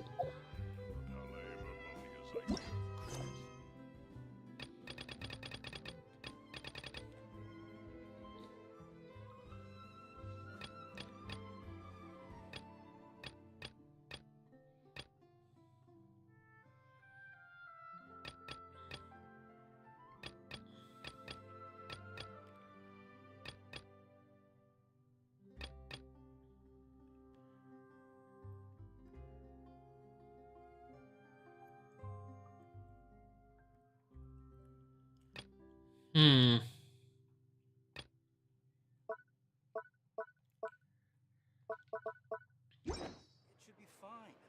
I'm sure it'll get resolved. I've never seen anything like it.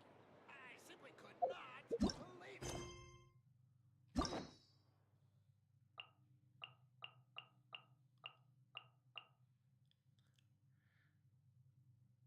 So there's a lot of story to be done here. But we'll start from the beginning.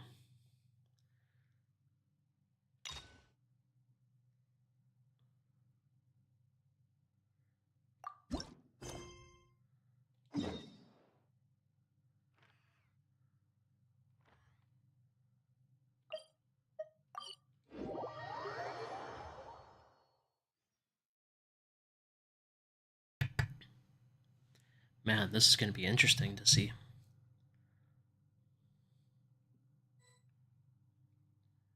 Traveler, Paimon, it's been a long time. Oh,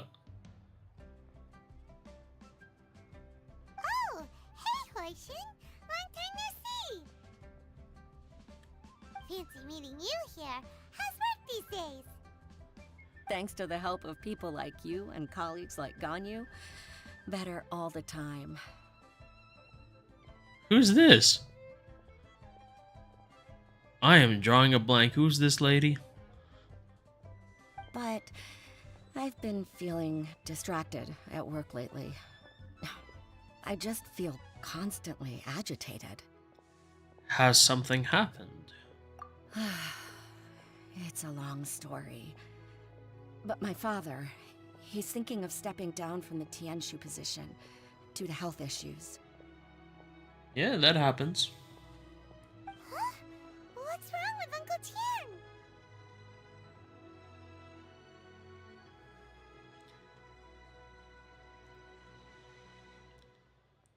Here's you're nagging all the time, Paimon. You gotta stop nagging.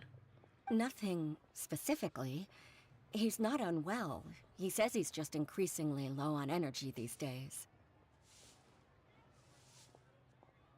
Maybe he has a thyroid problem. He's always said, old age comes for us all in the end. Still, I just can't help but feel a little emotional watching it happen to him. Anyway, my father's currently on the second floor of Yangsheng Tea House. Why don't you come pay him a visit with me? He seems very fond of you, too. I'm sure chatting with you will make him very happy. Sure, let's go. Alright, let's do this.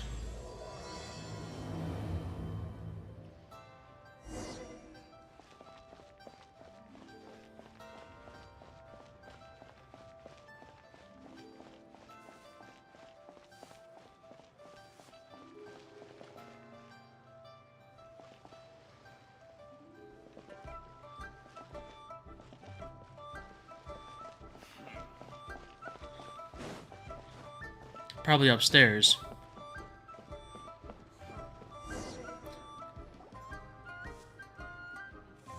Uncle Tian, we're here to chat with you.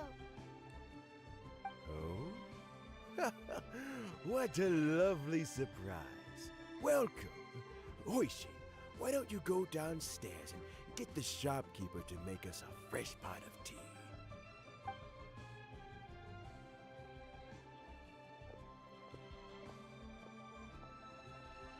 I heard that you've been traveling all over the place recently. I would very much like to hear your adventure stories. We're more concerned about your health, Uncle Tian. Hoishin told you, didn't she? Don't worry, I'm quite all right. It's just the years gradually catching up with me. As I grow older, I'm starting to find that with many things, though the mind is willing, the flesh is weak. Especially recently, I've noticed a rather drastic drop in my energy levels. I am still very much in good standing as the Tianshu today. Nevertheless, I wish to pass on the position before my mental acuity begins to decline beyond redemption. How difficult is it to transfer the Tianshu position? Oh, well, you see, the Tianshu is a rather unique position among the Liyue Qixing. Historically speaking, the Tianshu rarely appears in public. We stay behind the scenes, planning and giving advice, so a public selection process would not be suitable. Okay. We also want to keep any prospective Tianshu candidates free from influence by outside forces, so we tend to be as discreet as possible in their assessment and appointment. For these reasons, the incumbent Tianshu typically recommends their candidate of choice, and this is then approved by the other Qixing members. So in other words, you pick someone, and then Lady Keqing, Lady Ningguang, and the other Qixing appoint them? Correct. Unfortunately, due to my health, I won't be able to assess every candidate myself. Not to despair, however, because I found someone exceptionally capable to act on my behalf as assessment officer. In fact, I believe you recently became acquainted with her yourself. Oh? Who is it? I'm heartbroken. I thought it might take you a little longer than this to forget all about me. It's Yelan! Jackpot. Uncle Tien here asked me to assess 3 candidates for him. Fancy joining me? You'll be among the first to get to know the next Tianshu. Might be a good opportunity for you. What do you think? Paimon thinks so too. It can't be a bad thing to be on good terms with a new Qixing, right? Alright then. Though, I gotta say, Uncle Tien, you say you're into behind-the-scenes planning? My work's of the covert variety too. Don't you think I might make a good Tianshu? Huh? Yelan, you want to be the next Tianshu? I'm not opposed to the idea, but I suspect Ningguang wouldn't let you go very easily after how long you've been working together. So, how about this? If your investigation reveals that none of the other candidates are qualified for the position, I'll recommend you for the job. Deal. Okay. Well, you guys take your time. Everything's all set for the assessments to go ahead. Meet me on the first floor when you're ready. Until then, have a pleasant conversation. Oh, and no need to pay for your tea. As the new owner of this fine establishment, this runs on the house.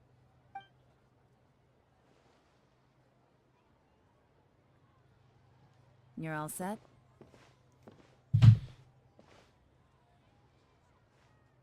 Uncle Tien seems really worn down. It's like all his energy's gone. Yeah, it may sound harsh, but Uncle Tien is past his prime. He's not cut out for this anymore. So he's recommended 3 candidates. Their names are Qinwei, Mingbo, and Zhi. Qinwei is a wealthy entrepreneur. Mingbo works at the Liyue Ministry of Civil Affairs, and Zhi is focused on study and travel. Try to keep all that in mind. Of course, it doesn't really matter if you forget, since we'll be assessing them at Yuehai Pavilion in a short while. Qianwei, Mingbo, Zhi. Paimon should be able to remember their names, but what does the assessment involve exactly? Let's leave that until we get to Yuehai Pavilion. All right. Heads in the game, people. The stakes don't get much higher than a change in the Qixing. We can't afford to miss anything, no matter how small. Got it. We'll keep our eyes wide open.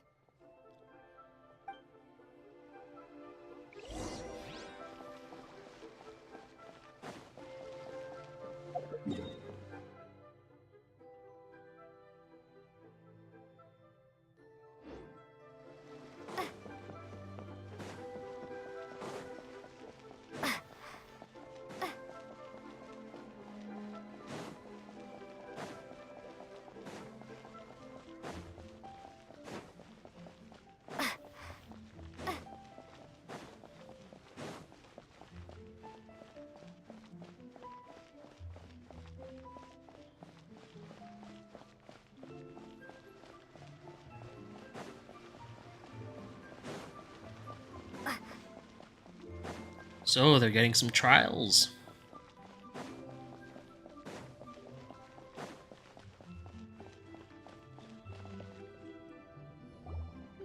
My legs are getting sore. What is wrong with this assessment officer? This is a huge occasion and I don't even get a chair.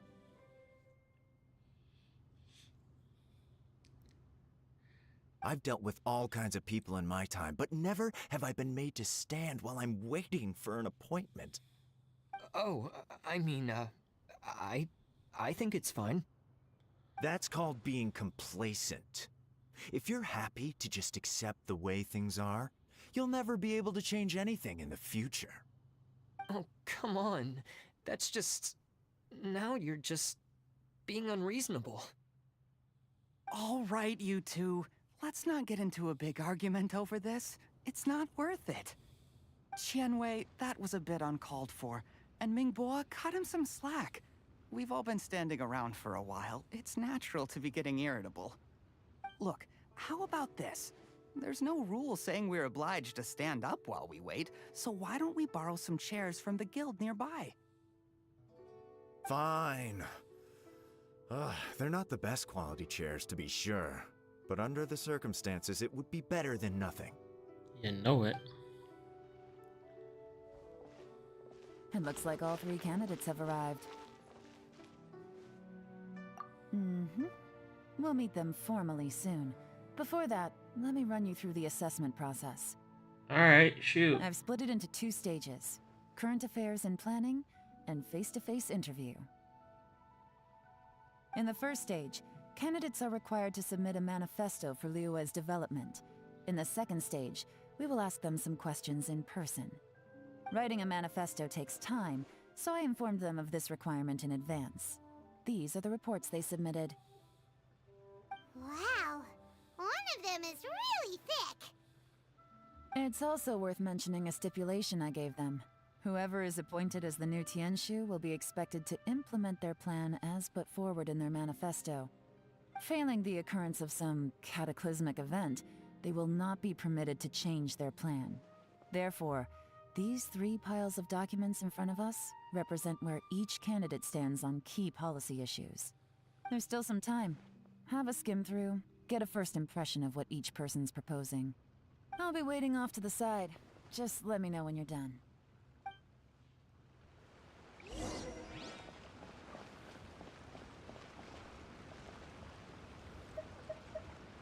Let me sit down. Alright.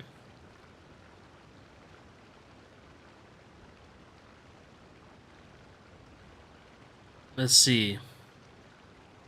This guy is the one that with the hat. Him way down there.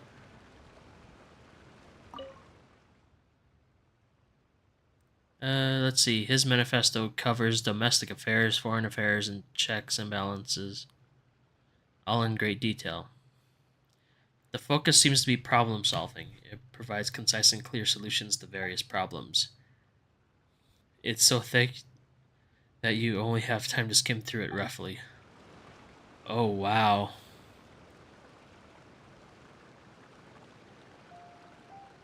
Okay.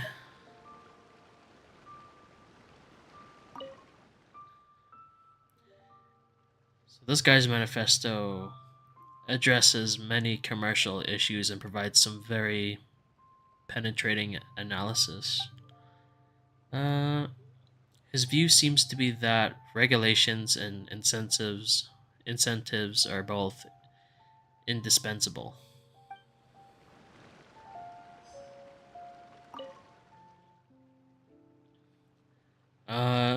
His manifesto covers domestic affairs quite comprehensively, focusing on people's livelihoods. The core principles seem to be the greater good means a world that works for everyone.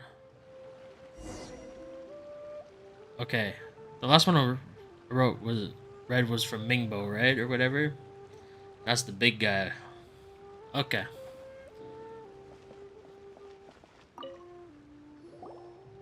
Finished, huh? What did you think?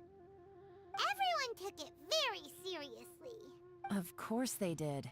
They have the chance to be picked as the new Tianshu, so you can bet they're putting their best foot forward. And keep in mind, whoever gets in has to execute their plan as written. Nobody wants to have any regrets. What did you think, Elon? That's for me to know and you to find out. We can talk more after the interviews. We'll see the candidates now. Let's do one at a time. Start with Chenwei. Chenwei is the freaking obnoxious guy. Okay, Yes, let's go. ma'am. Send him in. Oh? So you 2 are the assessment officers, are you? I had assumed that given the great import of this situation, Lady Ningguang would perhaps be assessing us in person. I certainly hadn't imagined I'd be seeing 2 entirely unfamiliar faces. I trust you've read through my manifesto? I'd be more than happy to clarify any details you found difficult to grasp. It was written with an expert audience in mind, after all. Mind your tone, mister. Relax. It wasn't intended as a personal slight against anyone in particular. I was simply stating a fact.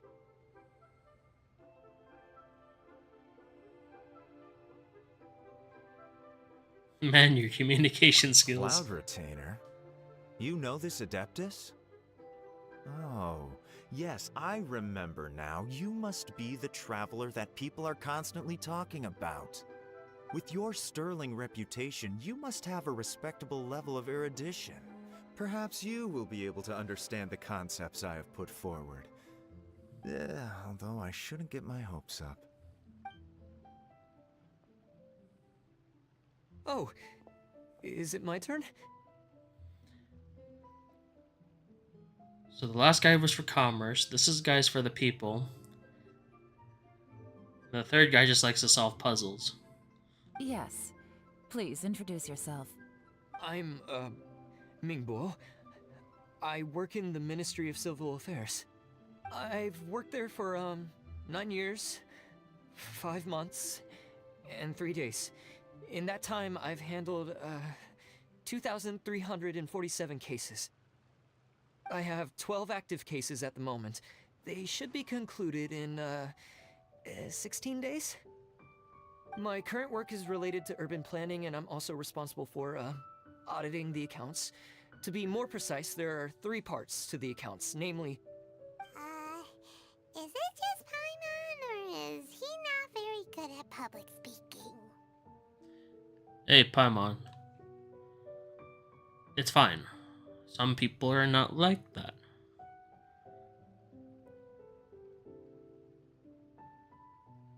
Like hell, I hated when I had to fucking stand up in front of class just to do the book reports and stupid shit like that. Don't get me wrong, I like to read, but you tell me to fucking speak out about it? Oh, no. You know Not what? happening. Let's leave the self-introduction there and move on to some questions. Oh, okay. Sorry.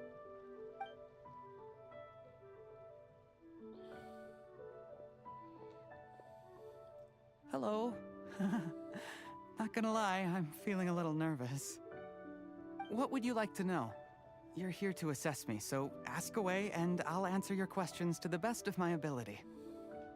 Your manifesto is very wide in its scope, but you don't seem to be personally involved in many of the specific fields. How can you be sure that you have the ability to put your plan into action? That was blunt. Very fair question. I completely understand where you're coming from. But I'm confident in my plan. I've visited many different places, talked to lots of people with far more expertise than myself, and my manifesto is the conclusion of these efforts. Of course, 2 different problems can be interconnected in very complicated ways, and you might reach 2 very contradictory conclusions depending on which one you're focusing on. What I've tried to do is strike a balance. In other words, present an optimal solution to all the problems as a whole. How do you plan to determine whether you are right or wrong about your proposed solution being the optimal one? A great question. Well, I'd start by having my colleagues and the secretaries of the Yuehai Pavilion evaluate any proposals before implementation. Post-implementation, it would all come down to the results. If it turned out that my judgment was to blame for poor results, I would take responsibility. Nice answer. All right, next question. Yeah, this guy with the hat, he knows what's going on. He seems like a great guy. Everything he said was thoughtful and logical, and he was just a pleasure to listen to. I agree, and meh. I'm just gonna say meh. Here's my take on what we just learned. Oh, what did you learn, Yelan? Enlighten me. As you saw, Qianwei is highly knowledgeable. He proposes many excellent ideas in his manifesto, which effectively target the big issues. Yeah. But he is very proud and incredibly stubborn. He doesn't care much about other people's feelings. Yeah. That happens. Probably won't be him. Mingbo's plan is more thorough and more measured. You can tell he's meticulous in his work, very detail-oriented. But he and Qianwei are otherwise polar opposites. Mingbo is not very articulate and comes across as very timid in conversation. Perfect summary! Paimon You're good at this, Yelan. Last but not least, Jur-E. His manifesto is full of pertinent details, his methodology is sound, and his proposals cover a broad range of fields, which is quite a rare feat. The depth he goes into in each and every area means it can only be a product of painstaking work. Plus, he is modest and good at dealing with people. But what really interests me is that many of his views happen to coincide with Uncle Tien's. Having someone like Jur-E take the position would certainly put Uncle Tien's mind at rest. Great! We'll see. Let's go back and report to Uncle Tien. Let's go.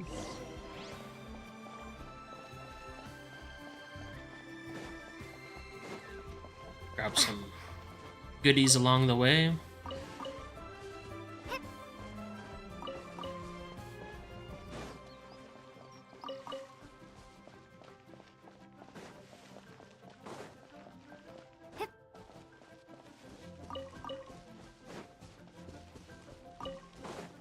Ooh, more goodies.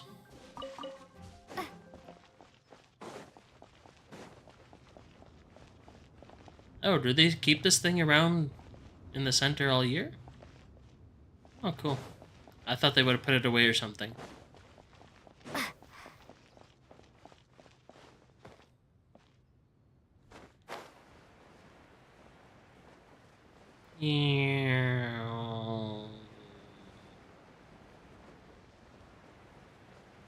Uncle Tien.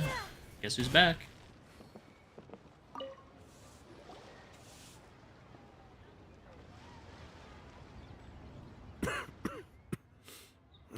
I see.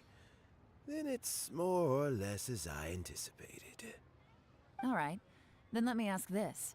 The ideas in Jur-E's manifesto are very similar to your own. Is there any particular reason behind this? Oh, I didn't want to say anything when I gave you the list of candidates, for fear of affecting your judgment. But I can tell you now. Those 3 candidates have all studied under me in the past. It's only natural that they share some similarities with me.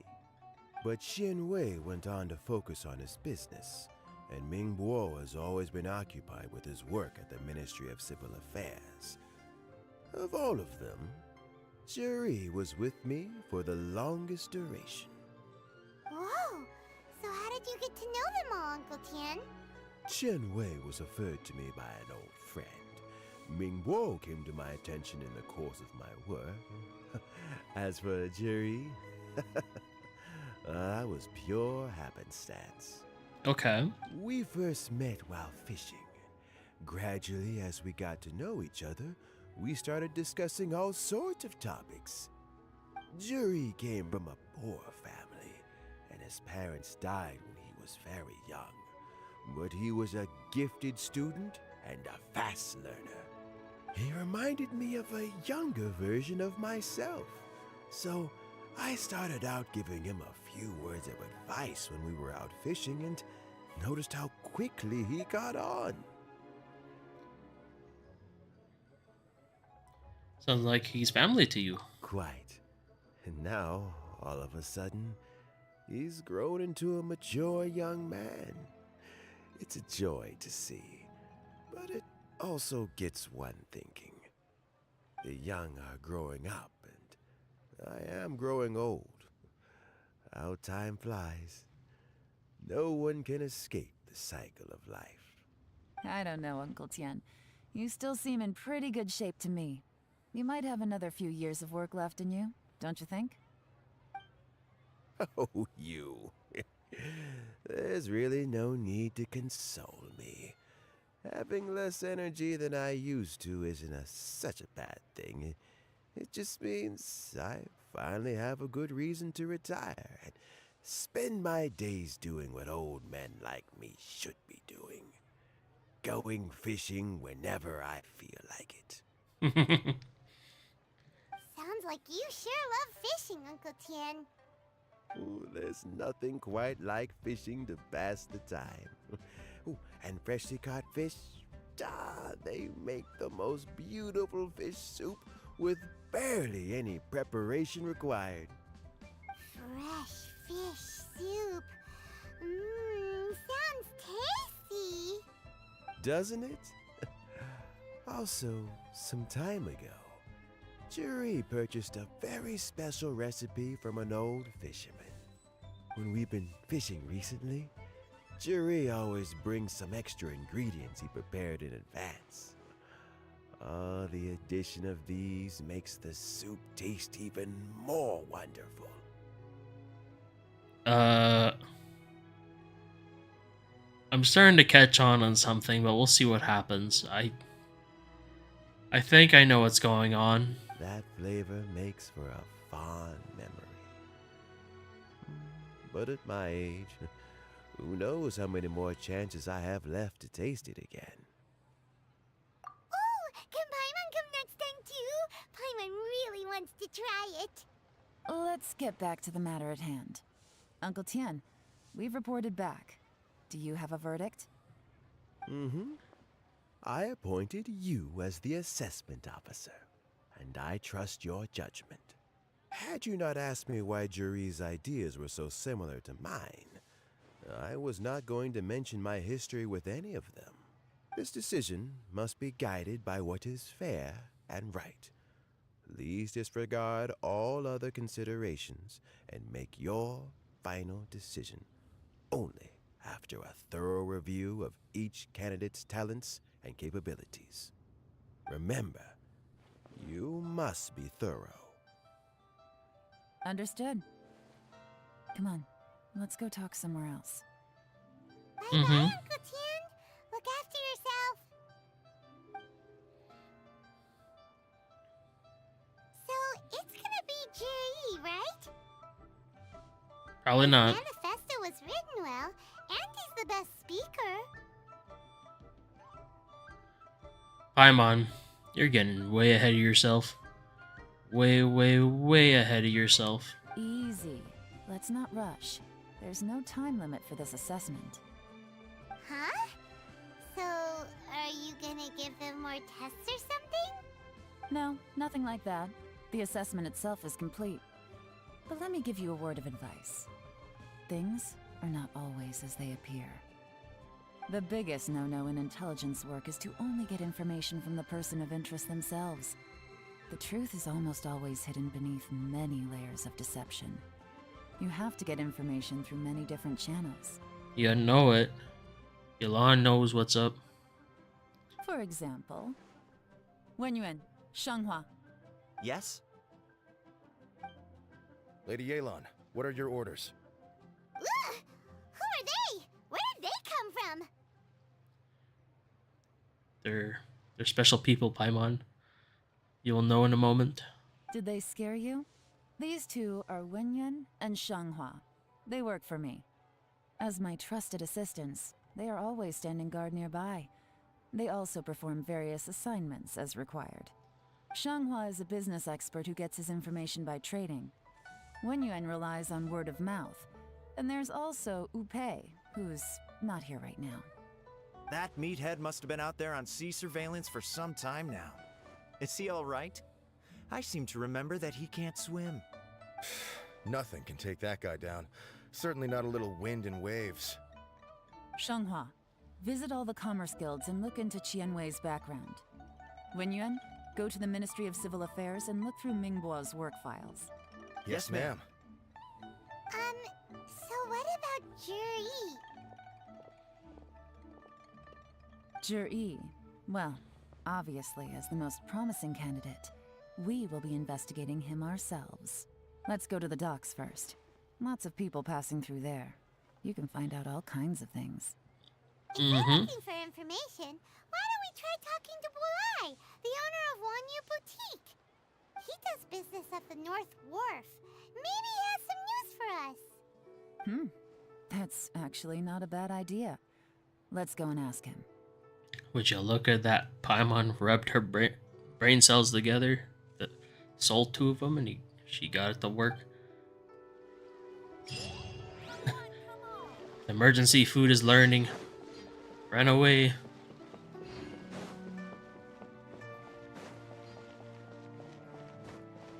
be dumb to think I'd be fucking walking that far. Hell no. Huh? What's Polite doing here today?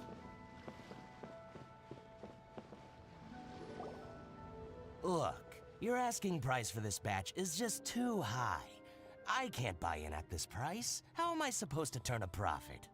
Come on, hear me out. I'm telling you, this is the single best batch of Sunsetias ever. You won't find anyone who disputes that. I accidentally dropped one into a well, and even the water turned sweet. Even so... All right. I'll let you in on a little secret. The boss of Second Life also wants to buy from me, but I haven't responded yet. If you won't take him, I'll just have to partner with them instead, and neither of us wants that. Okay, well, when you put it that way, I'll accept your asking price. I'll take all your stock. Don't sell a single one to Second Life.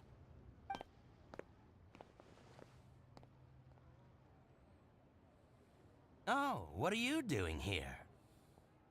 And to be clear, these Sunsetias are mine. I got to them first. Don't get any ideas. I got more than enough in my bag. Actually, we want to ask you about a guy called Juri. Have you heard of him before? Juri? Yes, he's quite well known. I've heard a story about him. They say he was born into poverty. His parents died when he was young, and he was treated cruelly by the local community. One of his neighbors was terribly rude to him all the time, but Juri never retaliated. And when his neighbor went bankrupt, he even helped support the family.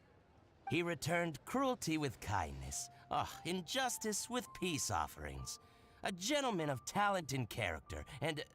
oh, how did I not notice him sooner? In fact, maybe I'm not too late. If I could hire him to be the brand ambassador for Wanyo Boutique. Oh, he sounds like a decent man. We can finally breathe a sigh of relief. Paimon, don't get ahead of yourself. Come now. Why are you asking about him anyway? You aren't looking for a brand ambassador too, are you? Well then, in that case, the higher bidder takes the... Ah, that's Juri right over there. Why don't we go and talk to him? Where? It's him, all right. Looks like he's chatting with Linlong. Come on, let's follow them and listen in. Try not to let him see you. We want this information to be as truthful as possible. I'll just go and fetch an employment contract. And hey, don't try and cut me out of this.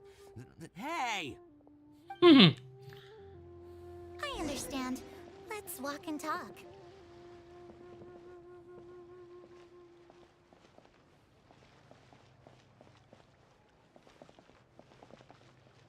So, you were looking to buy a wineware set? Oh, now I can see that you're a connoisseur, so I won't bother trying to con you. I trust you understand our shop quite well?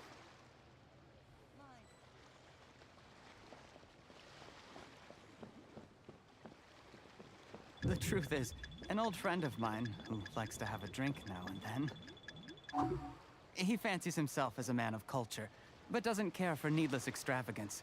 So I thought I might buy him a set of high-quality fakes. How very thoughtful of you. Leave it to me, then.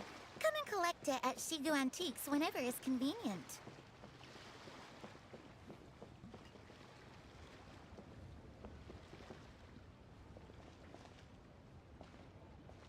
Thank you very much, Miss Linlong. It's my pleasure, Mr. Juri.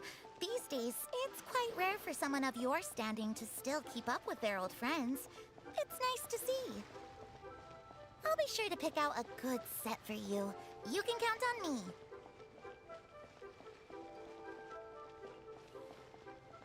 That's some sussy baka. Juri seems to get along really well with everyone. Is he leaving? Are you satisfied now, Yelan? Seems like everyone thinks Juri's a great guy. Paimon, chill. We shouldn't jump to conclusions just yet.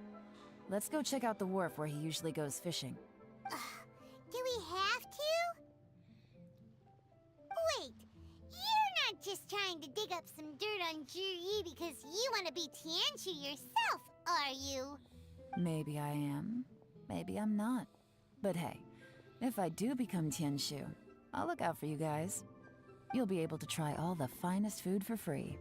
How does that sound? We will? Well, come on! Off to the South Wharf we go! I hate Paimon, Jesus.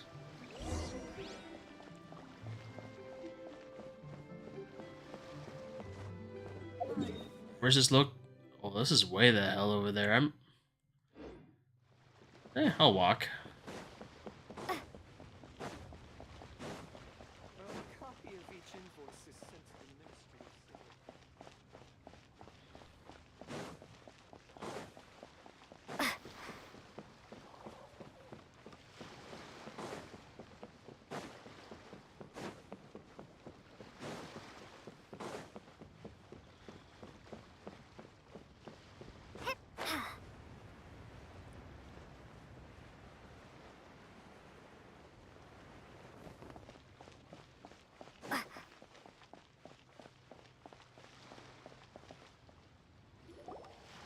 The wharf is as busy as ever. I hear the anglers here sometimes sell their fish to the nearby fishmongers. Let's see what Uncle Soon has to say. Soon, Uncle Soon, where are you?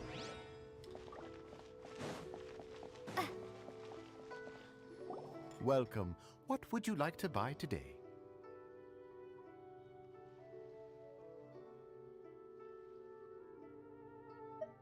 Sorry to interrupt. We're actually members of the, Liyue Anglers Association, and we just wanted to ask a few questions about someone.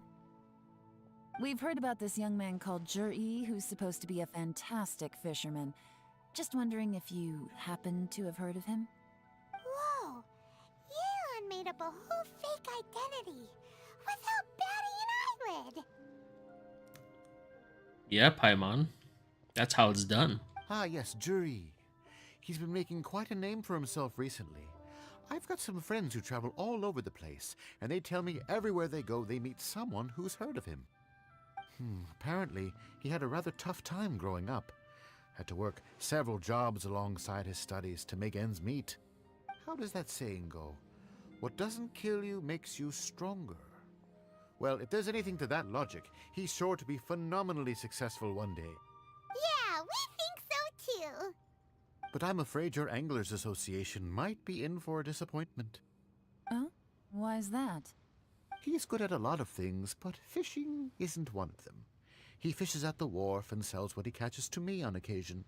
His catches are always mediocre. Not terrible, but equally nothing to write home about. If you're looking to recruit some new members, though, I do know a few top anglers I could put you in touch with.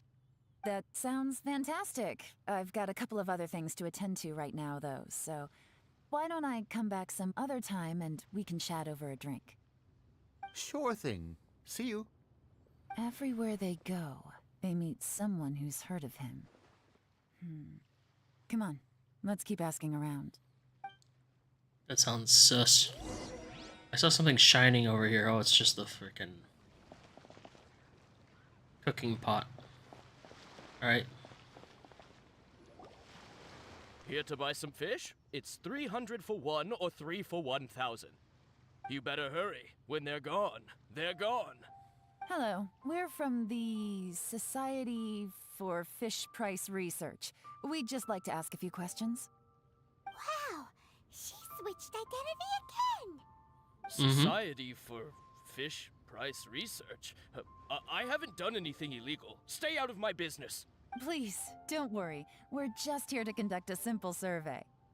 We've heard about a certain Zhi who's been selling fresh fish at low prices in this area recently. Do you know anything about this? So this isn't about me. You should have said something, you know. I know the guy. I can tell you what I know. I haven't heard anything about him selling fresh fish at low prices, but it wouldn't surprise me if it was him. Oh? Why is that? Because he's so poor. His parents died when he was very young, and his alcoholic father still owed a huge amount of debt. No one wanted anything to do with him. He was still a kid when he first came to the wharf. His clothes were ragged, and he had a bandage wrapped around his head. And he managed to survive, thanks to Uncle Tien, who gave him some food. But still to this day, he doesn't have a lot of mora to his name. Okay.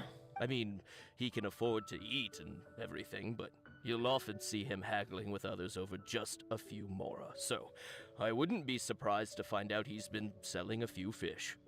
It's not like he catches much anyway, so it's not going to affect my business. Don't tell him I said that. You'd rather he didn't know? Well, I spoke to him once, briefly, and I just had a feeling that he really cares what other people think of him. I think he has pretty low self-esteem, but hey, it's hardly my place to say anything. What he's achieved already puts most people to shame. And nobody's perfect. I just wouldn't want to upset him, that's all. I see. Well, thank you for sharing that with us. Not a problem. And just for the record, there's absolutely nothing wrong with the price of my fish. The more times you say it, the less convincing it becomes. Doesn't have a lot of mora to his name. Okay, let's keep going.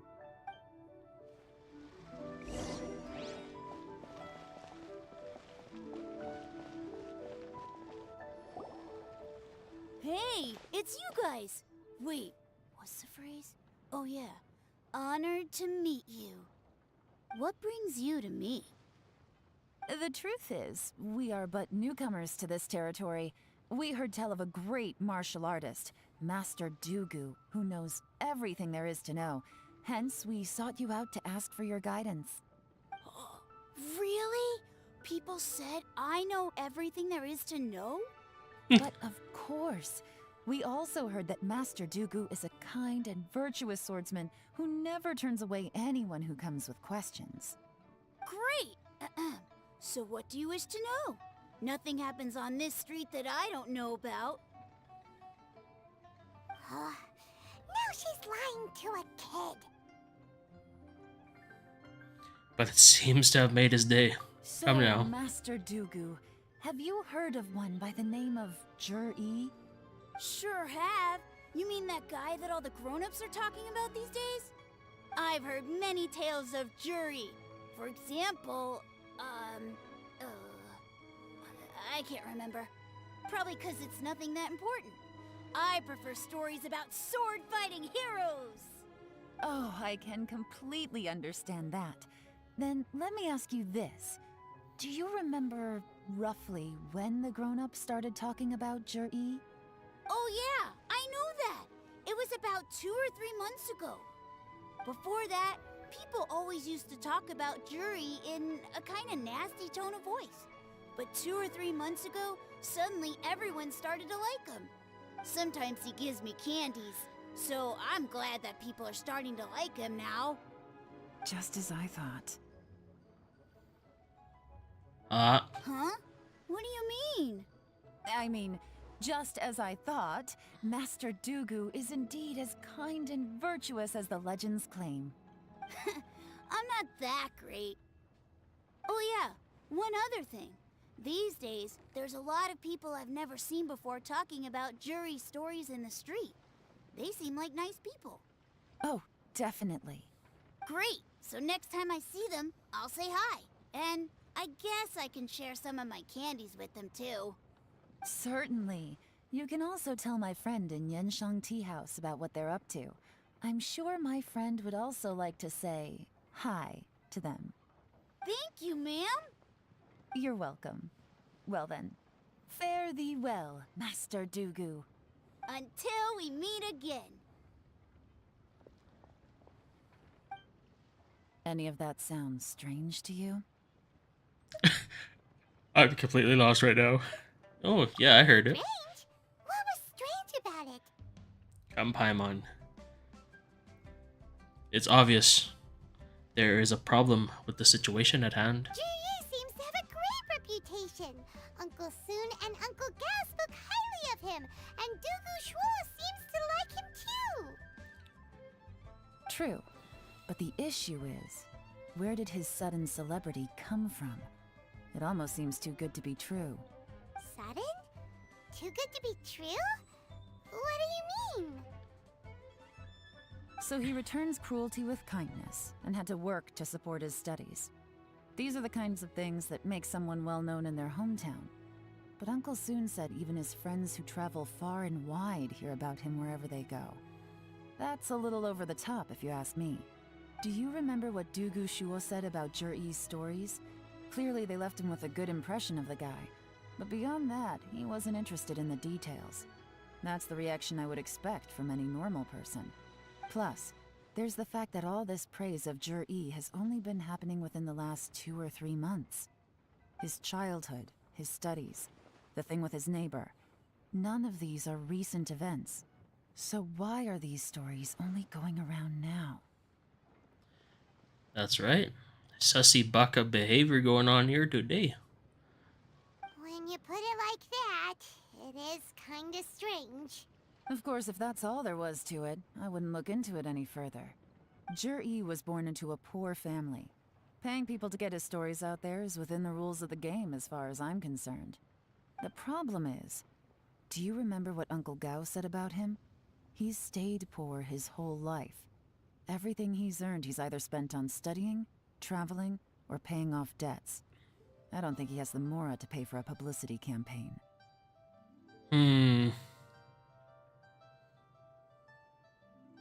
Someone's helping him. Right. And that changes everything. It can mean a powerful faction is trying to gain influence over the Liu Xixing. That's the worst case scenario. But all too often, the most pessimistic speculation turns out to be closest to the truth. Someone's trying to gain influence over the Qixing? That sounds serious.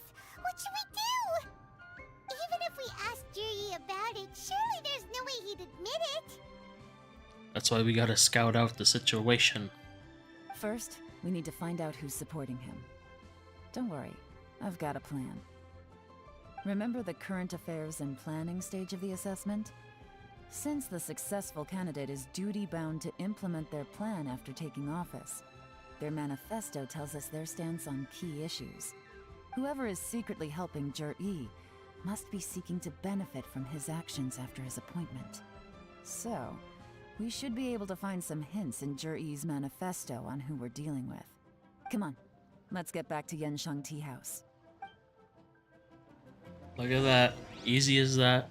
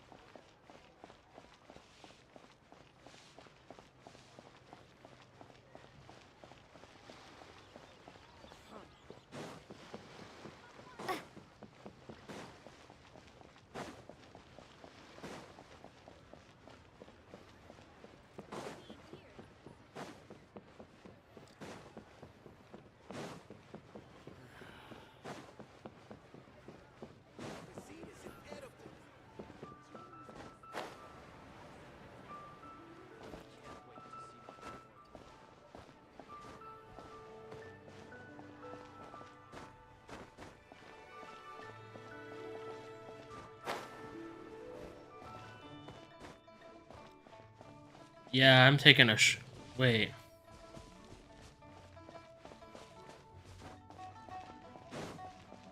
Why is it at the tea house? It should be over here. What?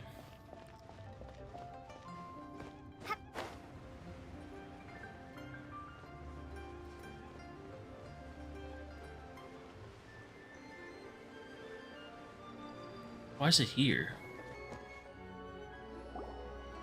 Jur-E's manifesto covers a huge range of topics. Looking for details that don't add up will be like trying to find a needle in a haystack. I'll divide the reports into 2 piles. You take one, I'll take the other. When we're finished, we'll put our heads together. Officially, the assessment is already over, and I'll be expected to announce the results before long. so we have to get to the bottom of this as quickly as we can. Yikes! We better hurry! Whatever else Uncle Tien might think of Jur-E, the fact remains that he's one of his favorite students. Any evidence he's left is not going to be immediately obvious. We'll have to look carefully and think critically. Let's do it.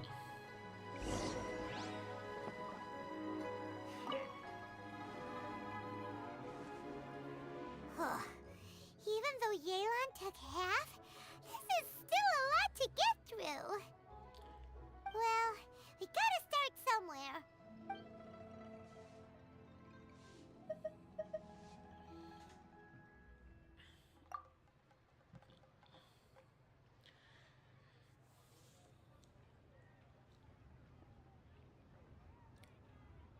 Alrighty. Due to a variety of factors, sea storms have become stronger in recent years. I suggest we set up a special patrol unit to deal with sea monsters. The fleet should consist of the following. Covers various issues related to coastal defense.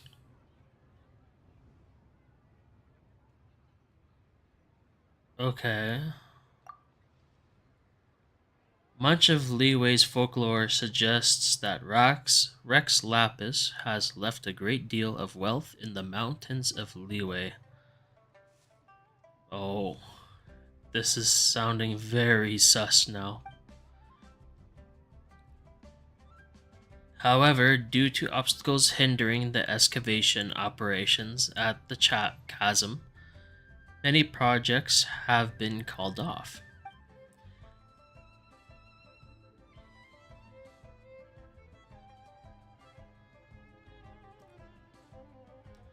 The workers of the Black Cliff Forge have been idle near the Golden House for a long time now. They should be given first refusal if any suitable projects arise. Covers mining, tunnel construction, and ruin exploration.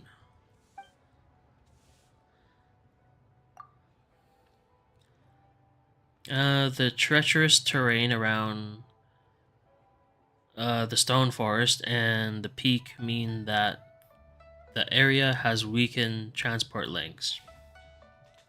Okay.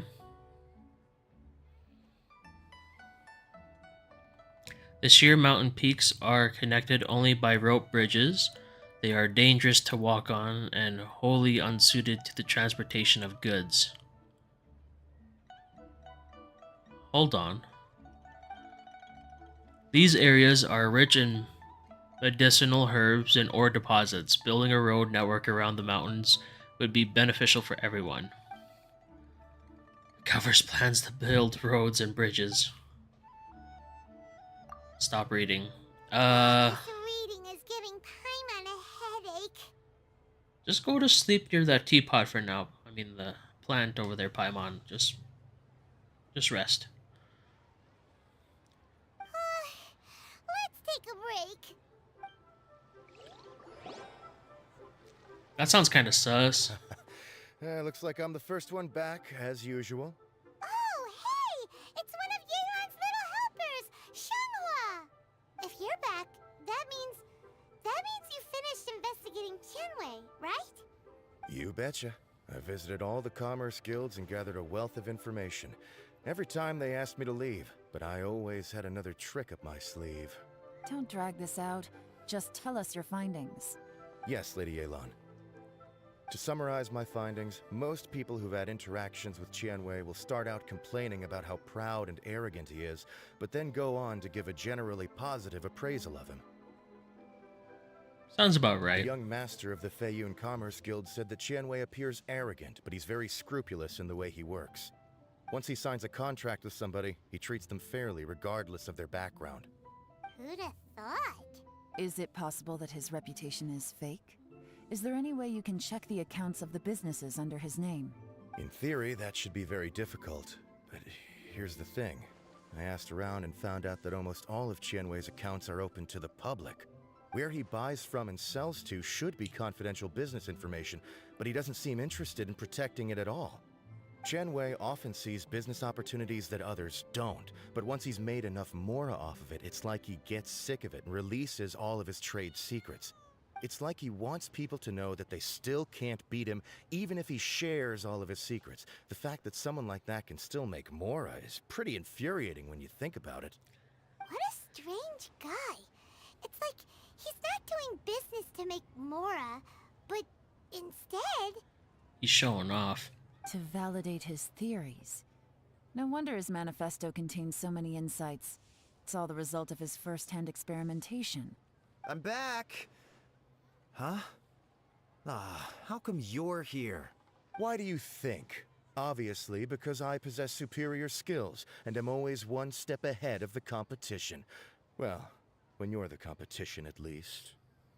Alright, I'll be back in a moment. Gonna get me some water.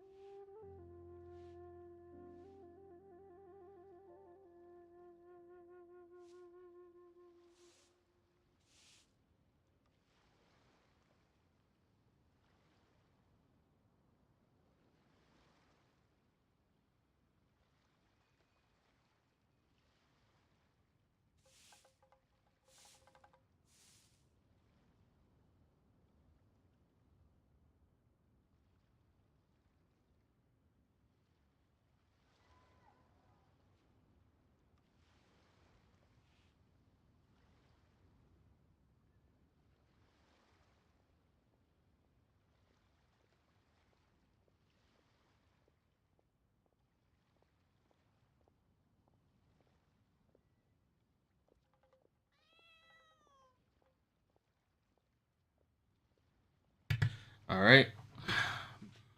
Back at it again. You...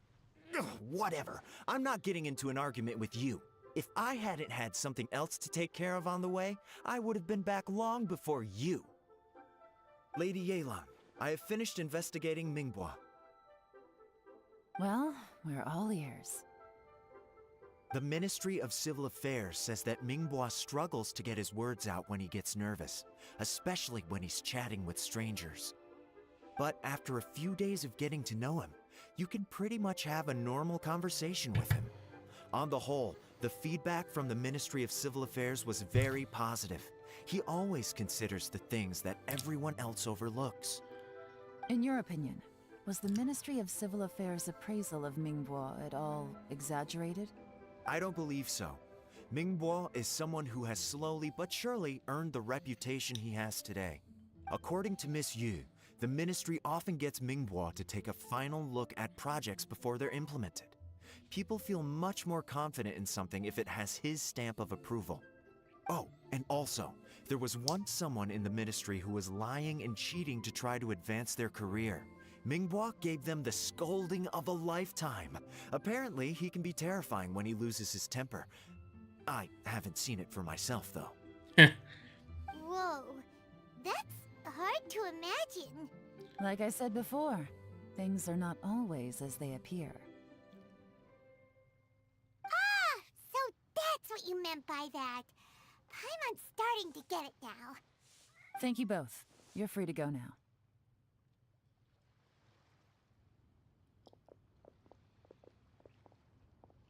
Mm-hmm. So, have you finished reading the manifesto? We still have a bit left.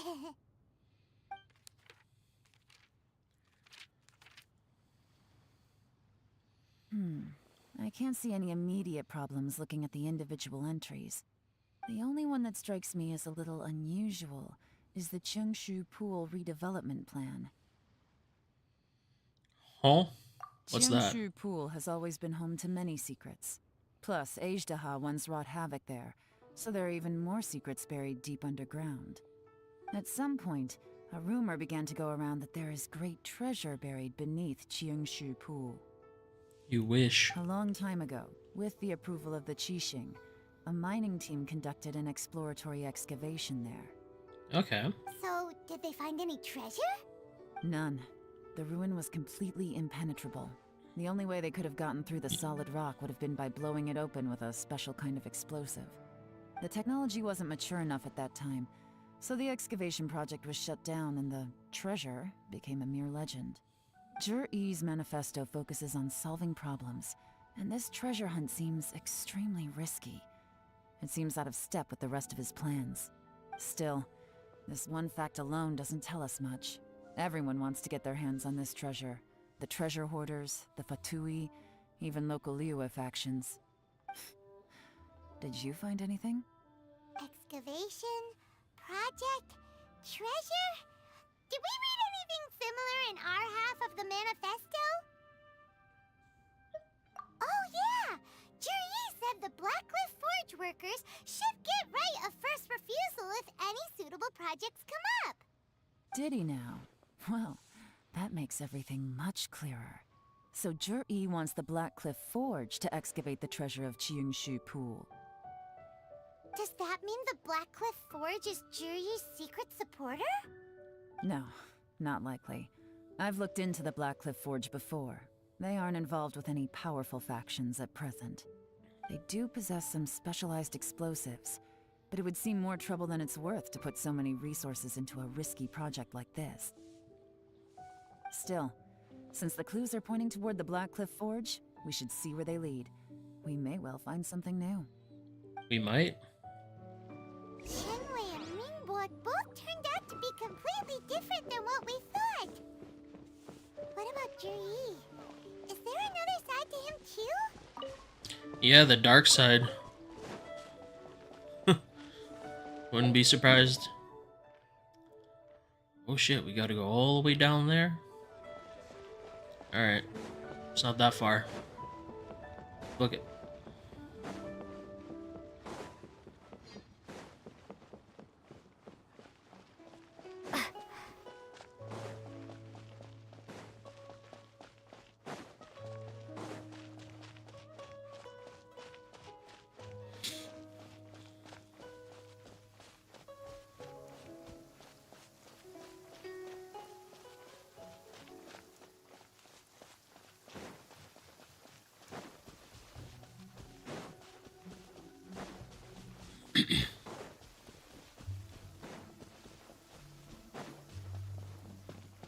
This is the Blackcliff Forge.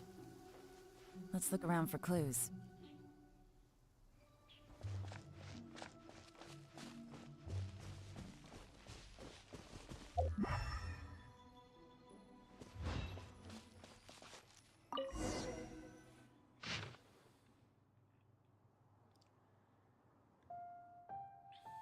Nothing of note happened today. Nothing of note happened today. Payday. 3 new recruits joined. Can't believe people are willing to join us at a time like this. One of the newcomers is very skilled. He got made the team leader. Nothing of note happened today. What's this? A diary? No. From the back, it looks like a ledger, but it seems they also use it as a site log. We don't know who wrote it, but it's interesting, don't you think? These newcomers, who could have sent them? You think they're suspicious? Yes. Look, it says right there, one of them's already been promoted to team leader. At this rate, by the time the Qingshu Pool redevelopment plan is ready to roll, they'll be the technical backbone of the team. That'll give them the chance to take a lot of liberties. They can copy any secret texts or steal any treasure they find underground. Imagine if we didn't suspect anything. By the time Jur-E recommends the Blackcliff Forge for the excavation project, at most we would maybe do a fresh background check on the place. No red flags if all they did was change some key staff. And even if we decided to vet the staff individually, they'd have had more than enough time by then to come up with fake identities. That's the advantage of planning this far in advance. It was a clever move. When you put it like that, it all makes sense. If we hadn't found this out, someone else would have stolen the treasure. If there is any treasure. So, who's really behind all this? That's a question for the newcomers. But let's start with that worker over there for now.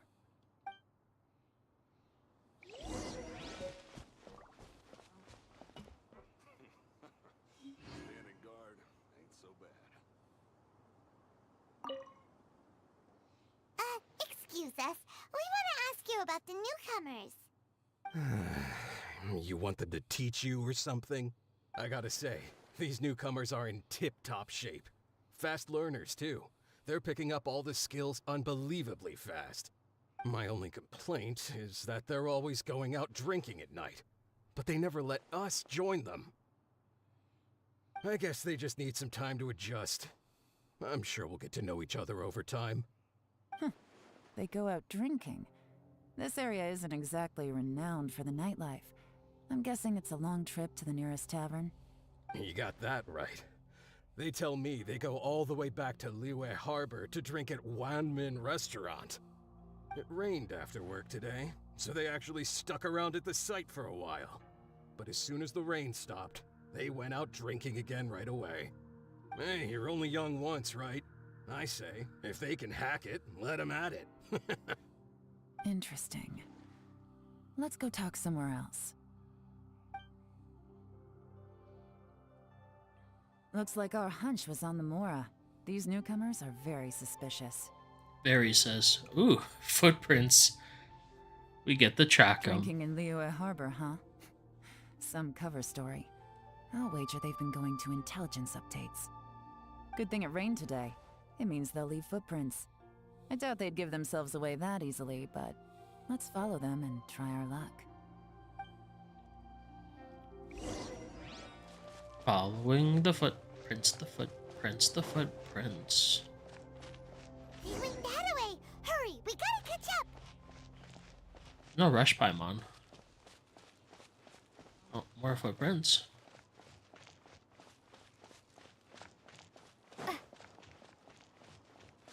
Here's some more footprints.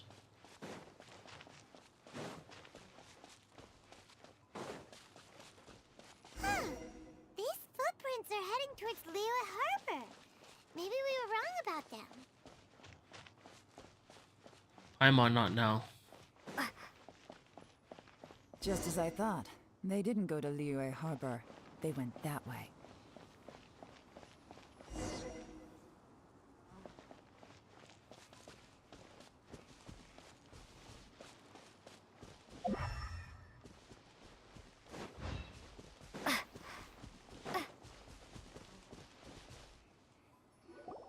The footprints stop here.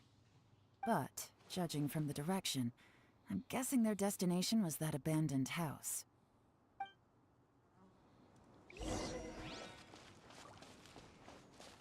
Hmm.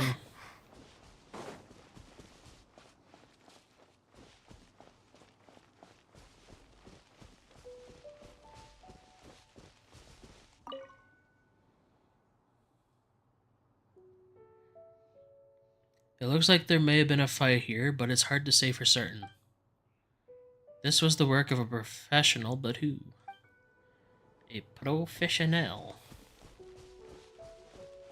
Let's go within the building.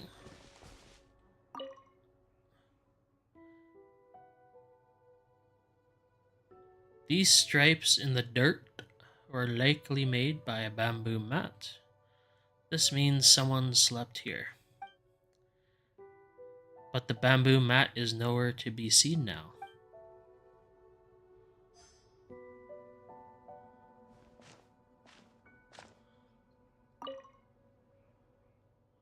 A fire that burnt out. Something was burned here not long ago. Yeah, obvious.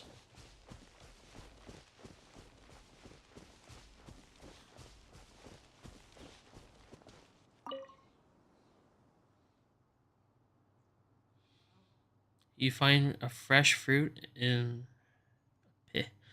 You find a fresh fruit pit in the pile of leaves.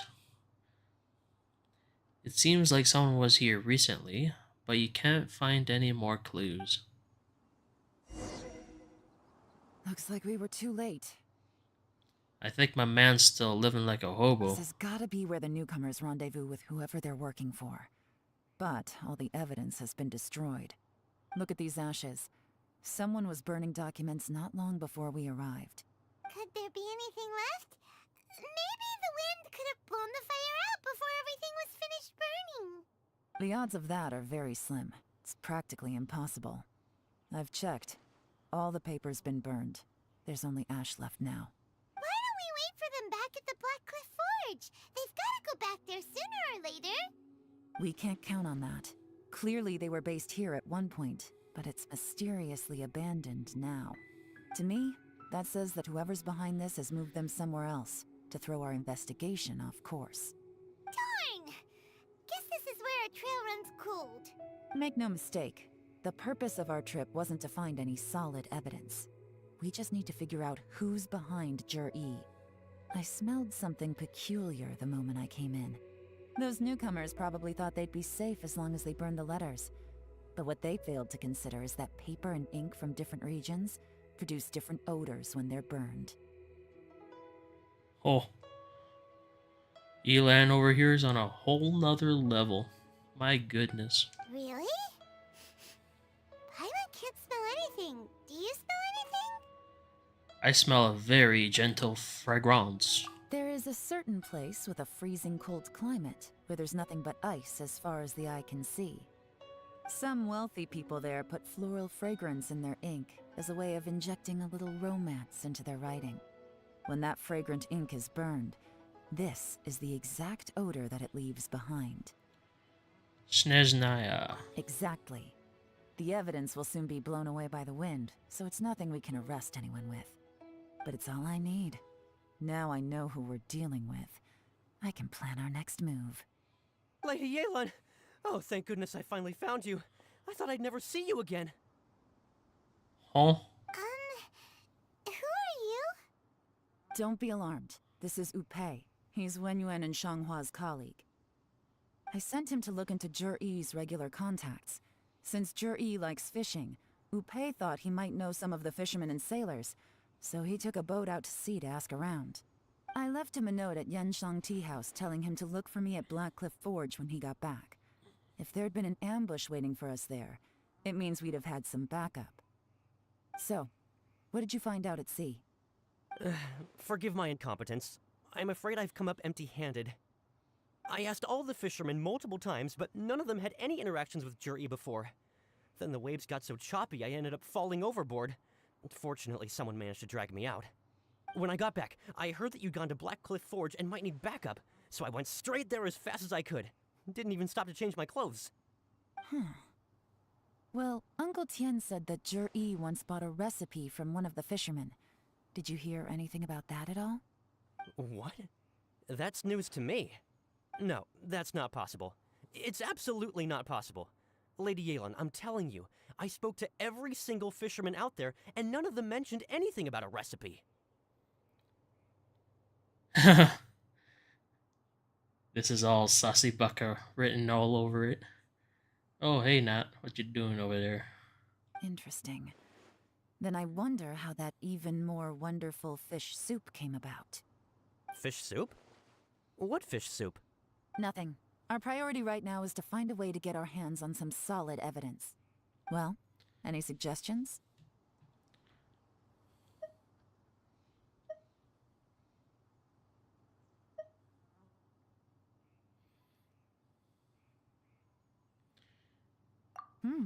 Not a bad idea. Upe, what do you think? Catching them when they're meeting is the best way. Honestly, I've already tried following Juri, but the guy's too cautious. Never meets with anyone suspicious. Okay, so tailing's out. No, we'll still need to tail him. But first, we need to do some groundwork. Heh.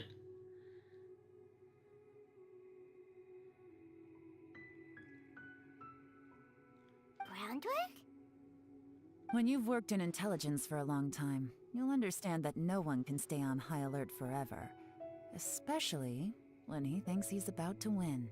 Tomorrow morning, I'll announce his victory at Yuehai Pavilion. Take a guess what you think he'll do next. Be sure to arrive on time. You won't want to miss the show. Oh.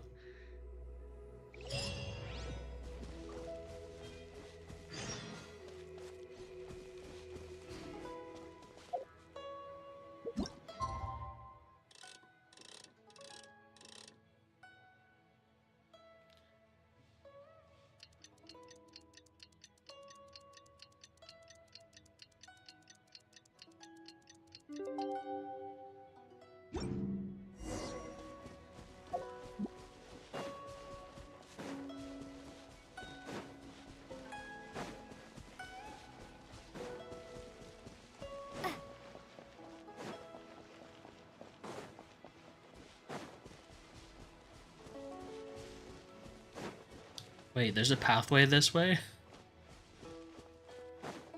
Oh.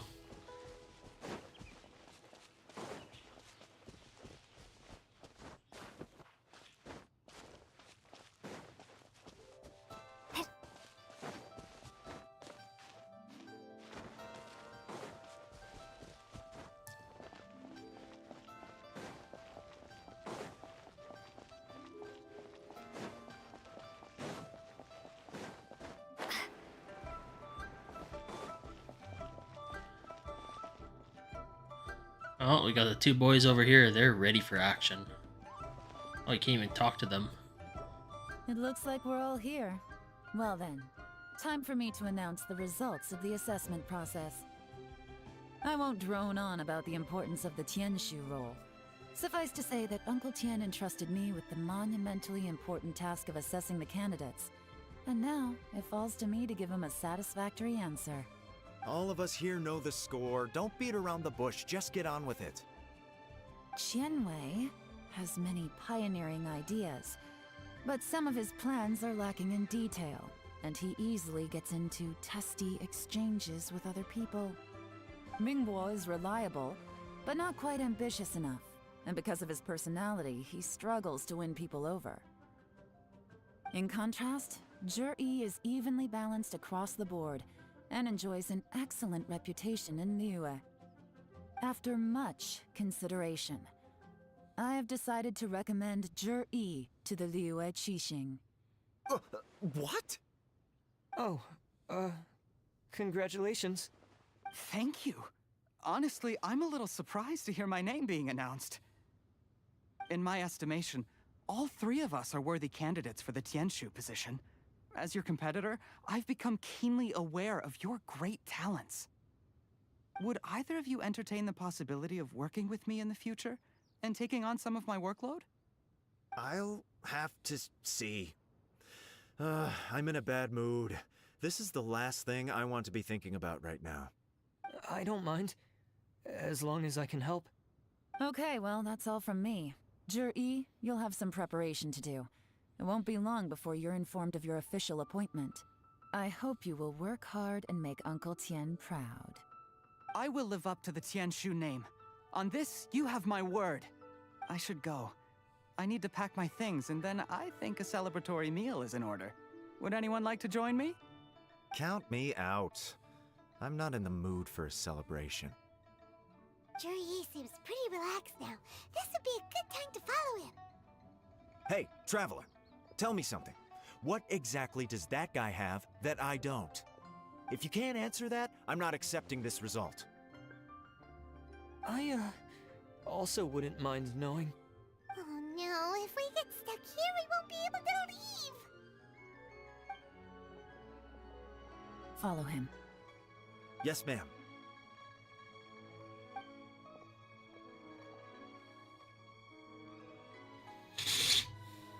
We finally got rid of them. Lady Yelan, Jury has gone towards Feiyun Slope. Follow him, quickly. So Jur-E really sided with the Fatui? But Uncle Tien thinks so highly of him. Why would he do this? The Difficult to say, Fatui. but everything should become a lot clearer when we find him. Fatui. Where's his location? Oh, it's just down below. Yeah, yeet.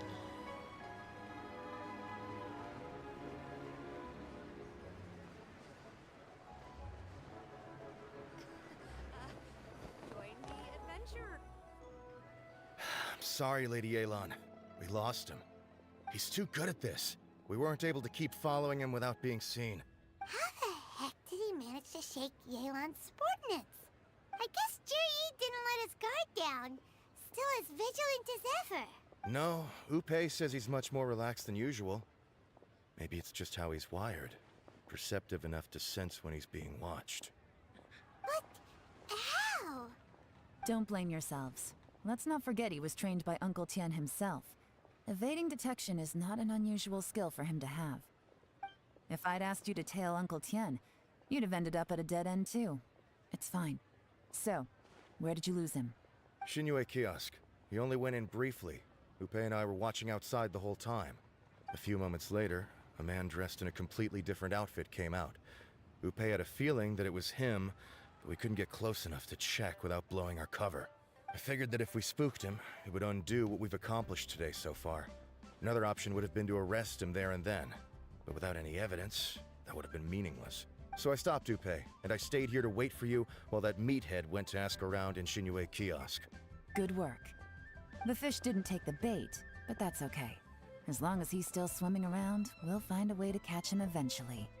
The key is figuring out what he's trying to achieve. Let's go to Shinue Kiosk. Let's go. Senua Kiosk.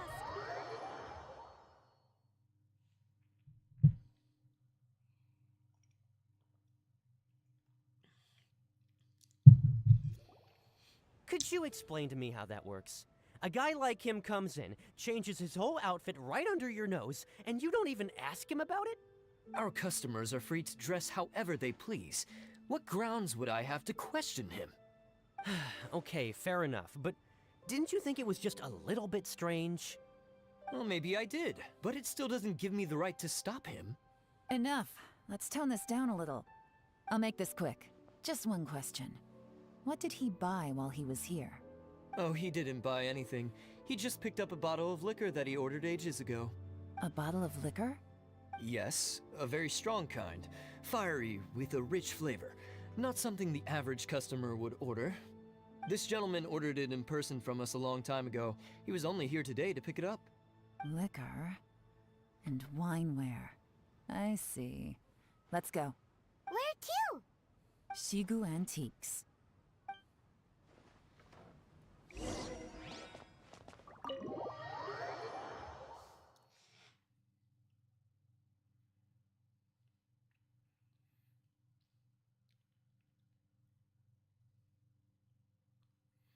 Man, how's this gonna go? This seems really cool.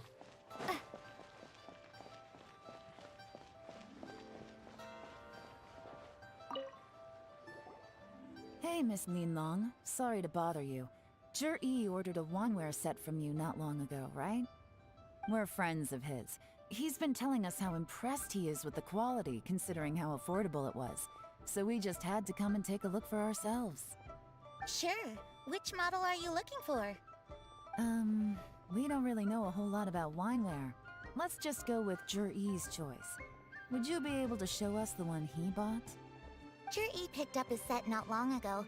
As a quality imitation of an antique wineware set, it has the look and feel of a luxury item. Just so you're aware, we don't have many of this model left in stock, and now that Mr. Zhi has taken one, I'm afraid it may encourage the price to go up a little. Don't worry, price shouldn't be an issue. I'm sure we can work something out. But I'm just a little hazy on one thing. Did Zhi's wineware set include wine glasses, or...? For this set, the wine glasses are sold separately. Minimum purchase is 1 glass, maximum is 4. Mr. Zhi bought 2. Okay. Thanks, Linlong.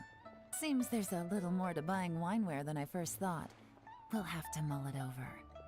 Well, don't take too long. We could sell out any day now. All right, see you next time. This is turning into a real headache. I'd just like to point out that we have the self-professed Grand Master of Fieldwork here to thank for being wholly incapable of tailing an ordinary civilian without being seen. It's not like you did any better. My specialty is information trading, okay? I don't have the physical agility. What's your excuse? Fair point. Yelan, so has the plan failed? Oh, if we can't figure out where Zhi went, there's not much we can do. But why was he buying liquor at Xinyue Kiosk anyway? To celebrate? If so, it's no ordinary celebration. What do you mean? First of all, Zhi isn't much of a drinker. On some level, he hates alcohol because of what it did to his father. If he was just looking to celebrate by himself, he wouldn't spend his meager savings on an expensive bottle of alcohol, let alone buy a pair of special wine glasses. No, this is a victory feast, held in honor of Zhi's private sponsor. Whoever this person is clearly enjoys hard liquor and has a very high status, hence the need for expensive-looking wineware. Now, where might we find Fatui who match that description, I wonder? Fatui officials. Should be either the Snezhnayan Embassy or the Northland Bank. Have both locations surrounded. Take as many people as you need. Lady Yelan, is it time for us to make our move? If so, you can count me in. Get with the program, would you? This is a covert surveillance operation. Zhi may be vigilant, but that doesn't mean the same is true for his drinking buddy. In which case, we don't need to change tactics. Just change who we're following. Great idea! So we just need to find out who Zhi bought that liquor for and follow them instead! But Lady Yelan, if we get caught, this could become a major diplomatic incident. I'm well aware, but don't you see? Zhi is gambling everything on this. If we really want to catch him, we're going to have to accept a little risk ourselves. Stick to your orders, and make sure we're covering all other bases too. Anywhere else Zhi might be going. I want eyes on those locations. Yes, ma'am. Don't worry, Lady Yelan. Zhi may be a slippery character, but we'll keep a close watch on the movements of all Fatui officials. I'll be waiting for you at the tea house. If I'm guessing correctly, Fatui officials are likely to take action at night. You should go and get ready. Then meet me at Yansheng Tea House.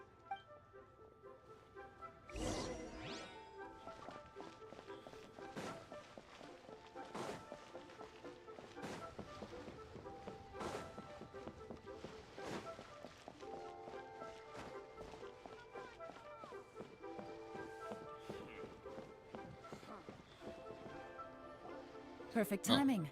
Wenyuan just sent word that the Fatui ambassador, Yusupov, just left the embassy alone. He's heading in the direction of Qingshu Pool. Qingshu Pool? That That's the place Jerry mentioned in his manifesto. It looks like that's where they've arranged to meet. Sensible choice, I'll give them that. Qingshu Pool is always crawling with monsters. Most people wouldn't dream of going there. It's one place they won't need to worry about being seen. Oh no, we gotta go get them! Let's go. If my hunch is correct, we just might hit the jackpot this time.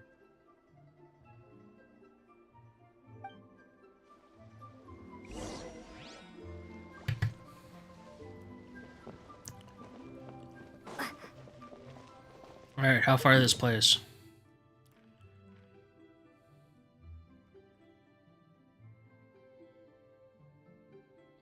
Oh, it's way down here. Hold on. Oh, way over there. Holy Jesus. I don't think I ever explored that spot, but I never explored really anywhere in Leeway.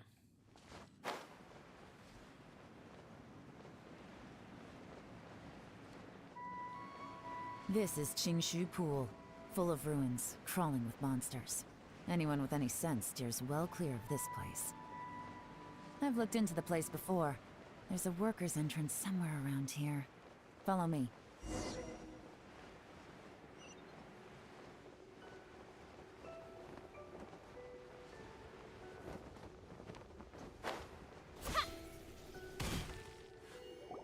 There's been some work done on this place in the past, but it's a bit of a labyrinth inside.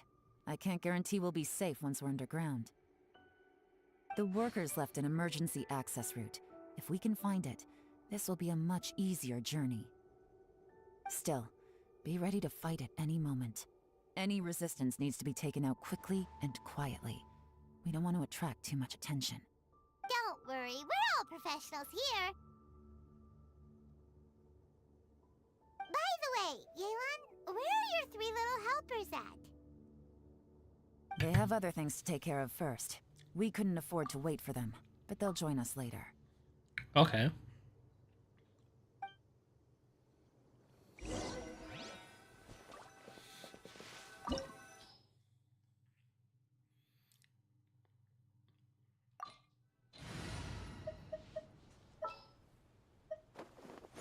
We can do this!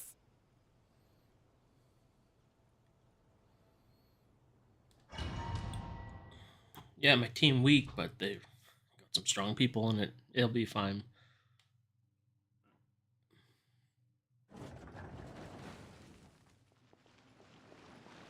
Take it easy. Quietly now.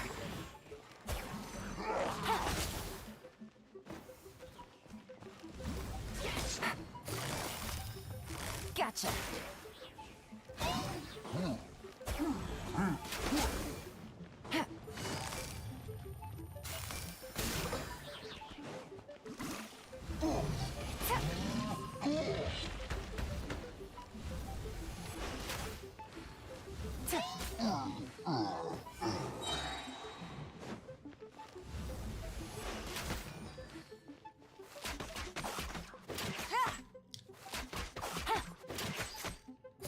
Quietly now.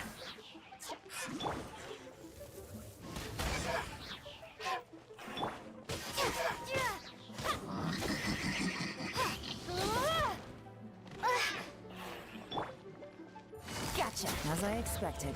But this shouldn't be too much trouble.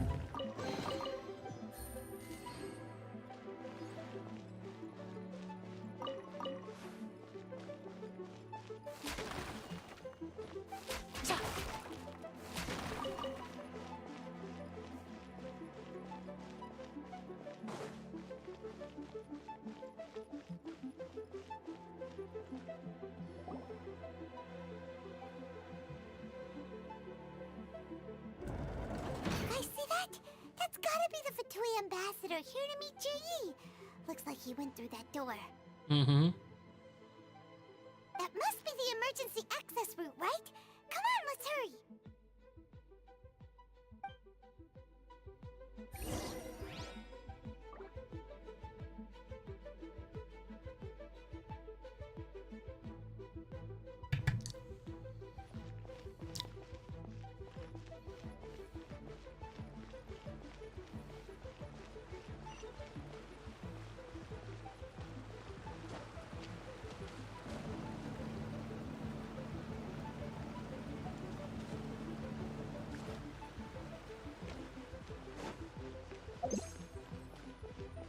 This is the construction workers' emergency access route, but it's closed tight. Trying to break through would be risky. Let's see if we can find another way.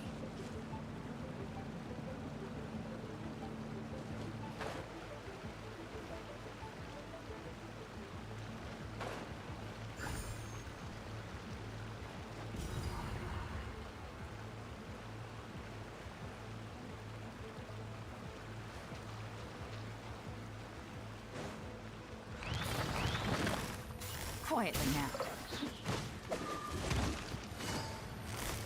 Gotcha. Take it easy. Here comes the catch. Busted.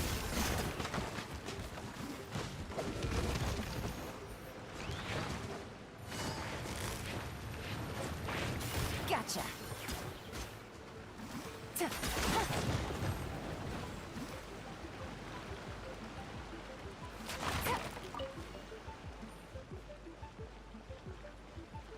She's pretty strong. Take it easy.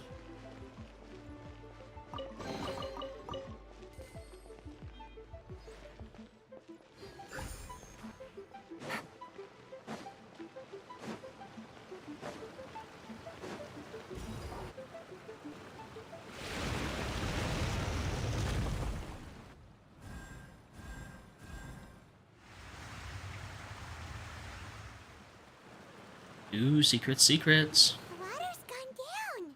Hey, look! Is that another way through?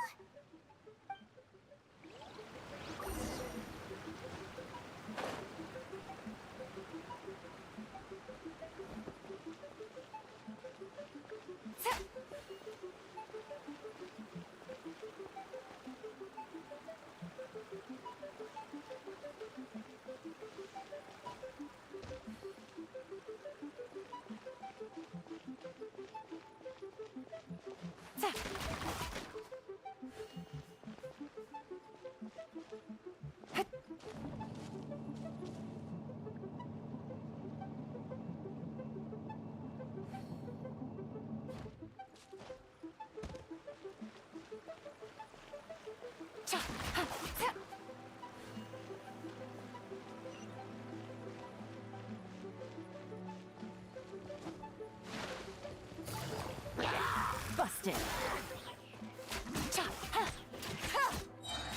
Take it easy.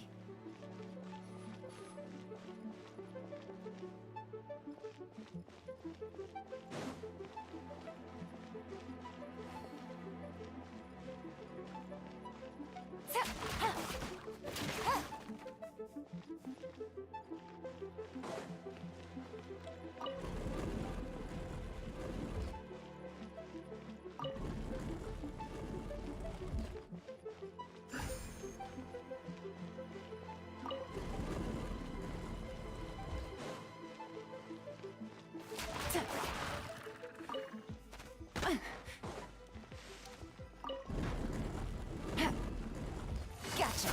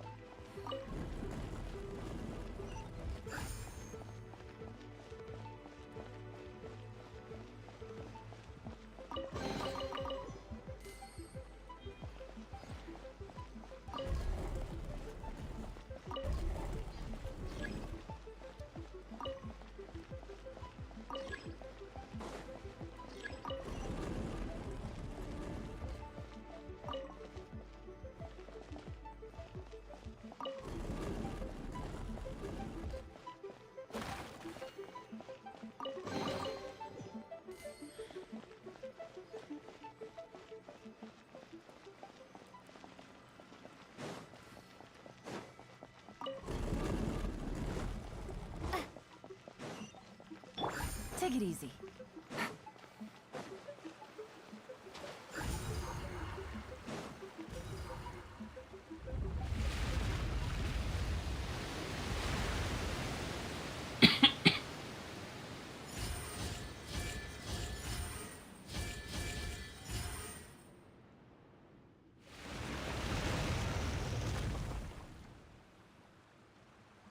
The water's flowed into the groove, and now the statues have lit up.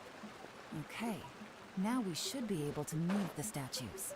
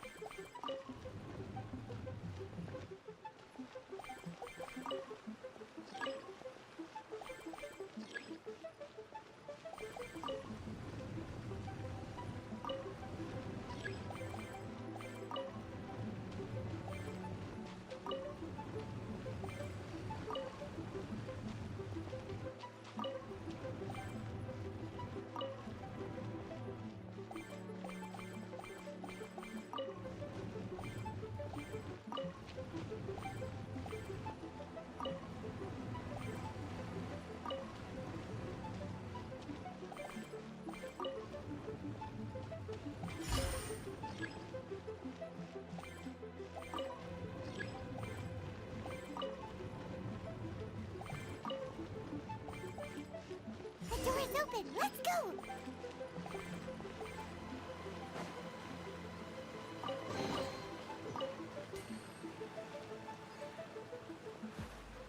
Take it easy. We should be nearly at the bottom now. Let's wrap this up.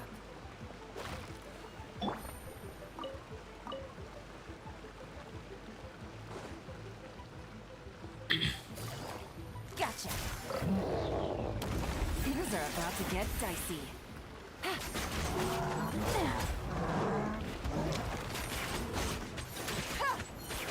Quietly now.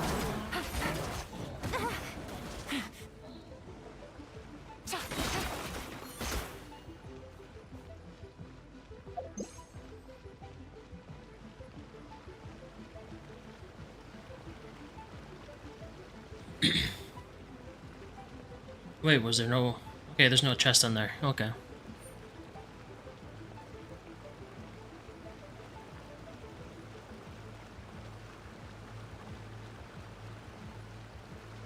No, I just been this way.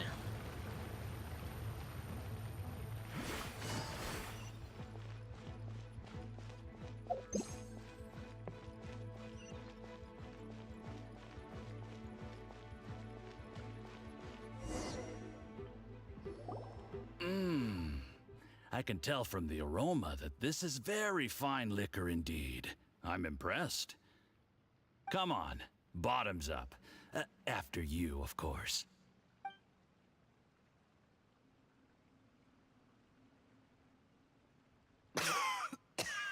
Oh, sorry, that went down the wrong way. I've never drunk anything this strong before. It'll take me some getting used to. You'll get there. If you want to stay friends with us, you have to drink with us. I'll do my best. You're more of a lightweight than I thought. Already struggling after one glass? I thought you were made of sterner stuff. You certainly kept it together when you were poisoning your teacher's soup. Come on, another round. Less talking, more drinking. Sure. You didn't leave me much of a choice, though, did you? Just the mention of poisoning sends shivers down my spine. I'm more timid than you realize. Every time I poisoned him, I had to hide away at home for a few days because I was so scared of getting caught. Look, I know it has not been easy for you, my friend. We appreciate all your hard work. But, I have to say, you really are quite a genius at poisoning people. mean, the poison we brought from Snezhnaya is as strong as this wine, but you found a way to turn it into an imperceptible, slow-acting poison and came up with the idea of delivering it through fish soup. What was it you said? Oh, yeah. You said the soup's fishy flavor neutralizes the pungency of the poison, and this process even makes the soup tastier as a result. How did you think of that? It struck me one day when I was fishing. I'm lucky it did. Otherwise, I'm not sure I would have been able to fool Uncle Tien. You have performed excellently. The Fatui will continue to provide the support you need to consolidate your position as Tien Shu. Of course, this is as long as you continue to do as we instruct. Aside from Qing Shu Pool, we also have some other requests for you, which we will inform you of in due course. Don't worry. Whatever tasks you have for me, I will perform them diligently. Did you hear that? It was poison! That's why Uncle Tien hasn't been feeling well recently. It's all Juryi's doing. What a nasty guy! Seize him! Hold on. Did you bring a camera? If not, you can use mine. This is quite a scene. We have to capture it for posterity.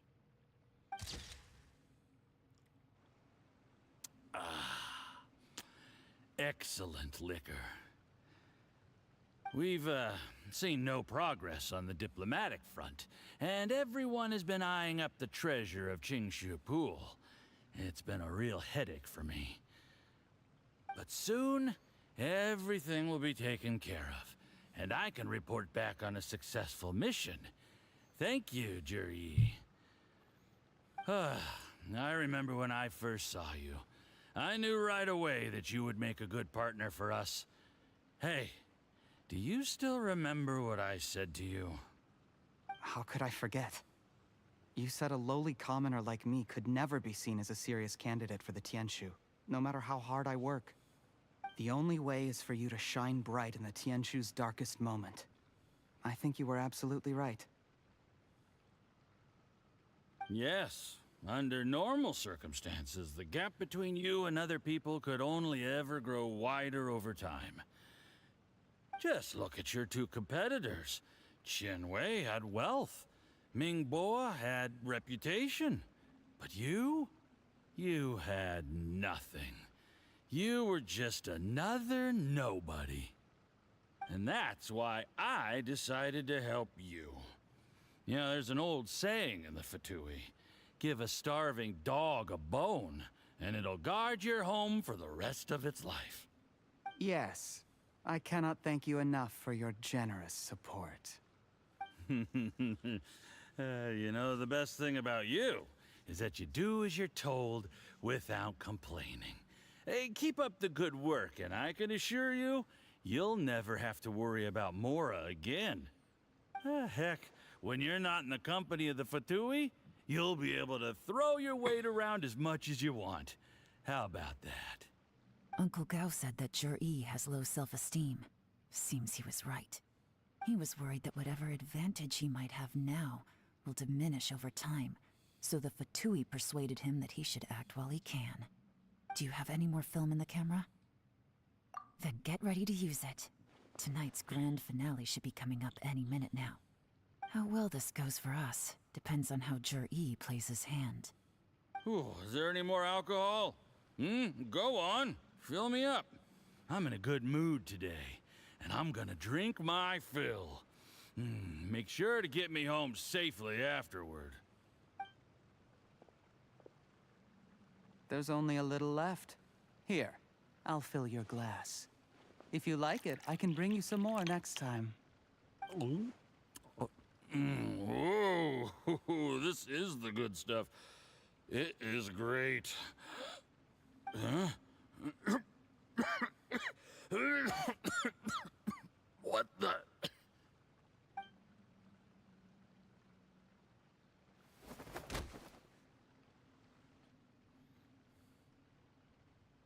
Juryi, you poisoned my wine? But when? You seem surprised, Mr. Yusupov. How could you? How could I not? I've sacrificed years of my life studying and reflecting to prepare myself for this position. And in the end, I even had to poison my own teacher.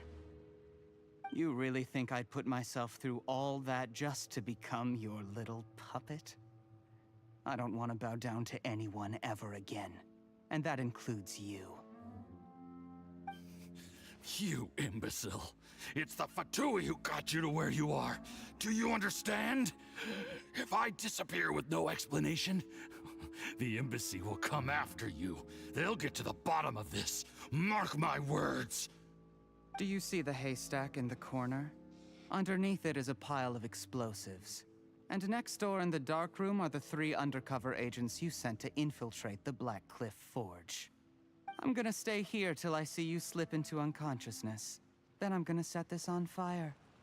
Once the flames burn through the hay, they'll ignite the explosives, the ruins will collapse, and everything will be buried. What do you hope to? I took the liberty of leaving some evidence of your contact with the undercover agents at the Black Cliff Forge. It won't take long for people to join the dots. 2 missing person cases will become one as the truth gradually reveals itself. The Fatui planted undercover agents in the Black Cliff Forge to steal their signature ruin-grade explosives. Their plan was to blow through the solid floor tiles in the dead of night and seize the treasure of Qingshu Pool. But things didn't quite go to plan. Mistakes were made that led to the accidental deaths of the entire crew. Faced with the overwhelming evidence, the embassy won't investigate this any further. In fact, they'll be only too happy to blame it all on a rogue operation by you. It explains why you acted alone, while exonerating the rest of the embassy of any liability. Of course, none of that will have anything to do with me. When all of this comes to my attention, I'm afraid I'll have no choice but to cancel the Qingshu Pool redevelopment plan immediately. I guess then, I'll be Tianshu in my own right, with a clean record and well out of the Fatui's reach. Cherry, do you really think you're gonna get away with this? The Fatui has a record of everything. That includes the poison, all interactions between us, even my trip here tonight. After I die, they'll come looking, and they'll get to the bottom of this. A record? Oh, you must mean the one in the hands of your second-in-command, Theophan? What? How do you know about that? Because when you contacted me, I also made contact with your associates. I have Theophan to thank for providing me with the poison I used on you today. He'll help me tie up all the loose ends. After all, your untimely demise comes with a few perks for him. He has been eyeing your position for a long time now. That traitor! Cherry, you... Shh. Relax. It's over. After tonight, everyone gets what they want. And anyone else in the know is either my accomplice or about to be taken out of the picture. Sweet dreams, Mr. Yusupov.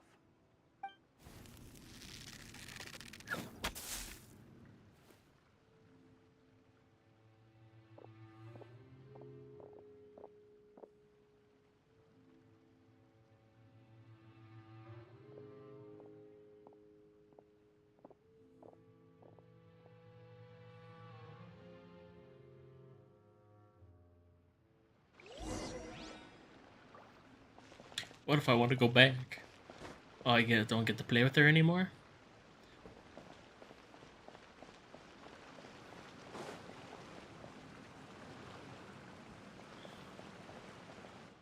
I did a little surveying on the way here and found that you'd left yourself 3 escape routes in case things went south. I have them all surrounded. If you're thinking of trying anything, save yourself the effort. The game's up. We were here the whole time and have pictures of everything. They came out pretty nicely. Want to see them? The game's up? Forgive me, I'm not quite sure what you're referring to, Miss Yelan. I happened to discover a Fatui operation here, So I approached them on the pretext of joining forces and eventually brought them down from within.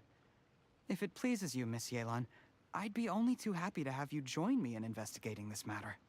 This is how you want to play it, huh? Fine. You do you. All we need to do to convict you is establish that the poison in his system is the same as in Uncle Tien's. Nothing else you wanted to add? Let's leave it there then. Time to go. One wrong move and it all comes crashing down. I should have been more careful. You followed him here, didn't you? I was so focused on keeping myself out of sight, I forgot he was a potential liability. Let's talk about this, Yelan. I gave you my word that I would live up to the Tianshu name, and that much I can still guarantee. Your point being? When I take office, I can guarantee that I will act in your best interests. In fact, all of you here tonight can expect very generous treatment in the future. I don't deny that I used underhanded methods to get here. But given my lowly origins, what other choice did I have? You still don't get it, do you? Even now. What do you think?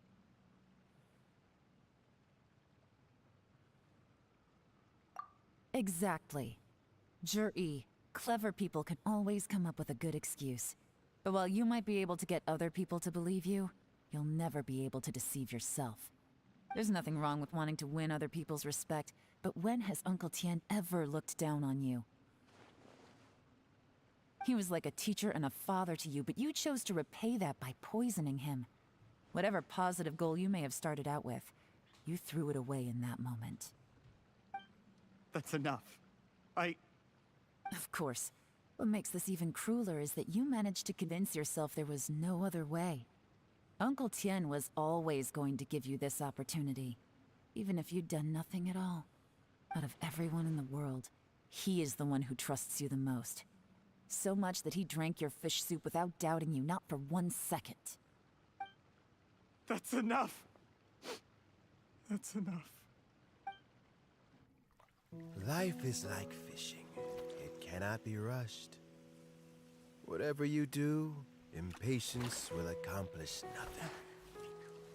I was just like you once, desperate to prove myself. Only later did I realize things do not always turn out the way you plan, but you have to keep calm to carry on. You're still young. Be patient, believe in yourself, and don't look outside yourself to prove your value.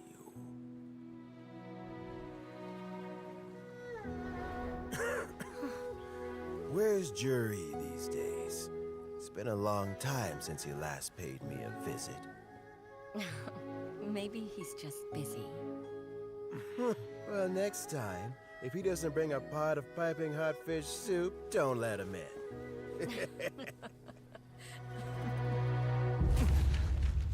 Whatever you were thinking about, you'll have plenty of time to mull it over in prison. Oh, I almost forgot. If the Fatui find out what happened today, prison might not turn out to be the safest place for you. Trying to have friends on both sides, it has a way of turning everyone against you. But right now, I have an opportunity for you.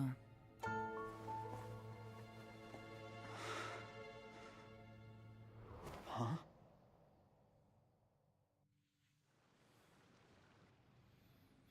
Sorry, things are about to get extremely busy for me. Let's meet at Yenshang Tea House tomorrow morning. I'll have someone remove the explosives. Then, there's someone I have to go and see.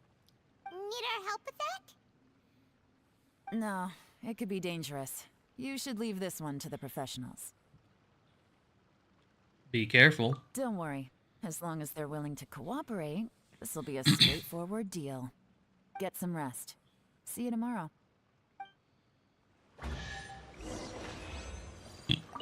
Ooh.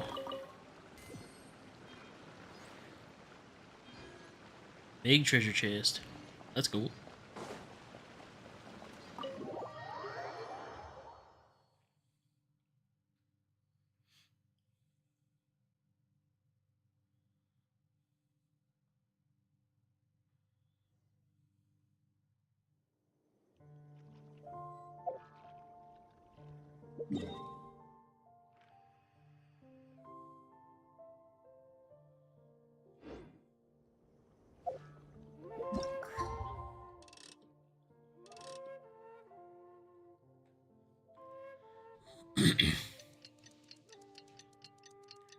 All right.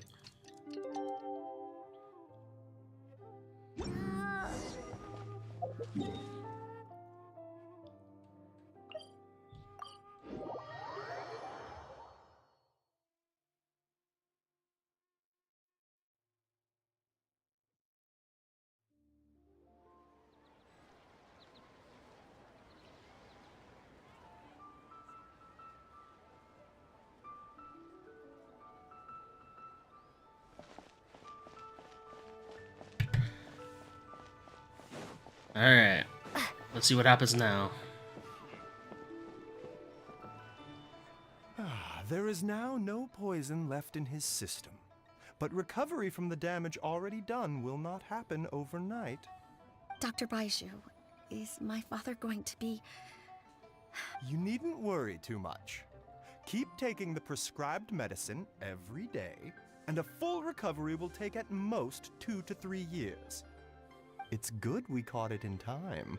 A few days later, and the toxin would have built up in the internal organs.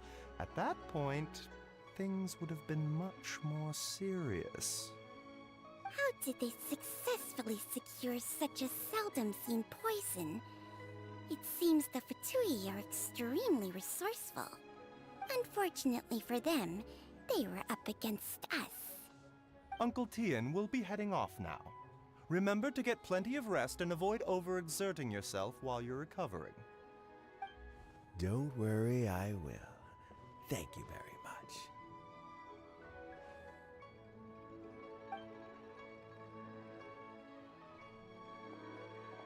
Ah, you're here too? Thank you for all you've done to resolve this situation. I'll have to make some tea in a moment. You simply have to try it. Are you feeling any better? Yes, the exhaustion seems to have gone. My mind is steadily getting clearer again. Luckily, it looks like choosing the Tianshu's successor is suddenly not such a pressing issue after all.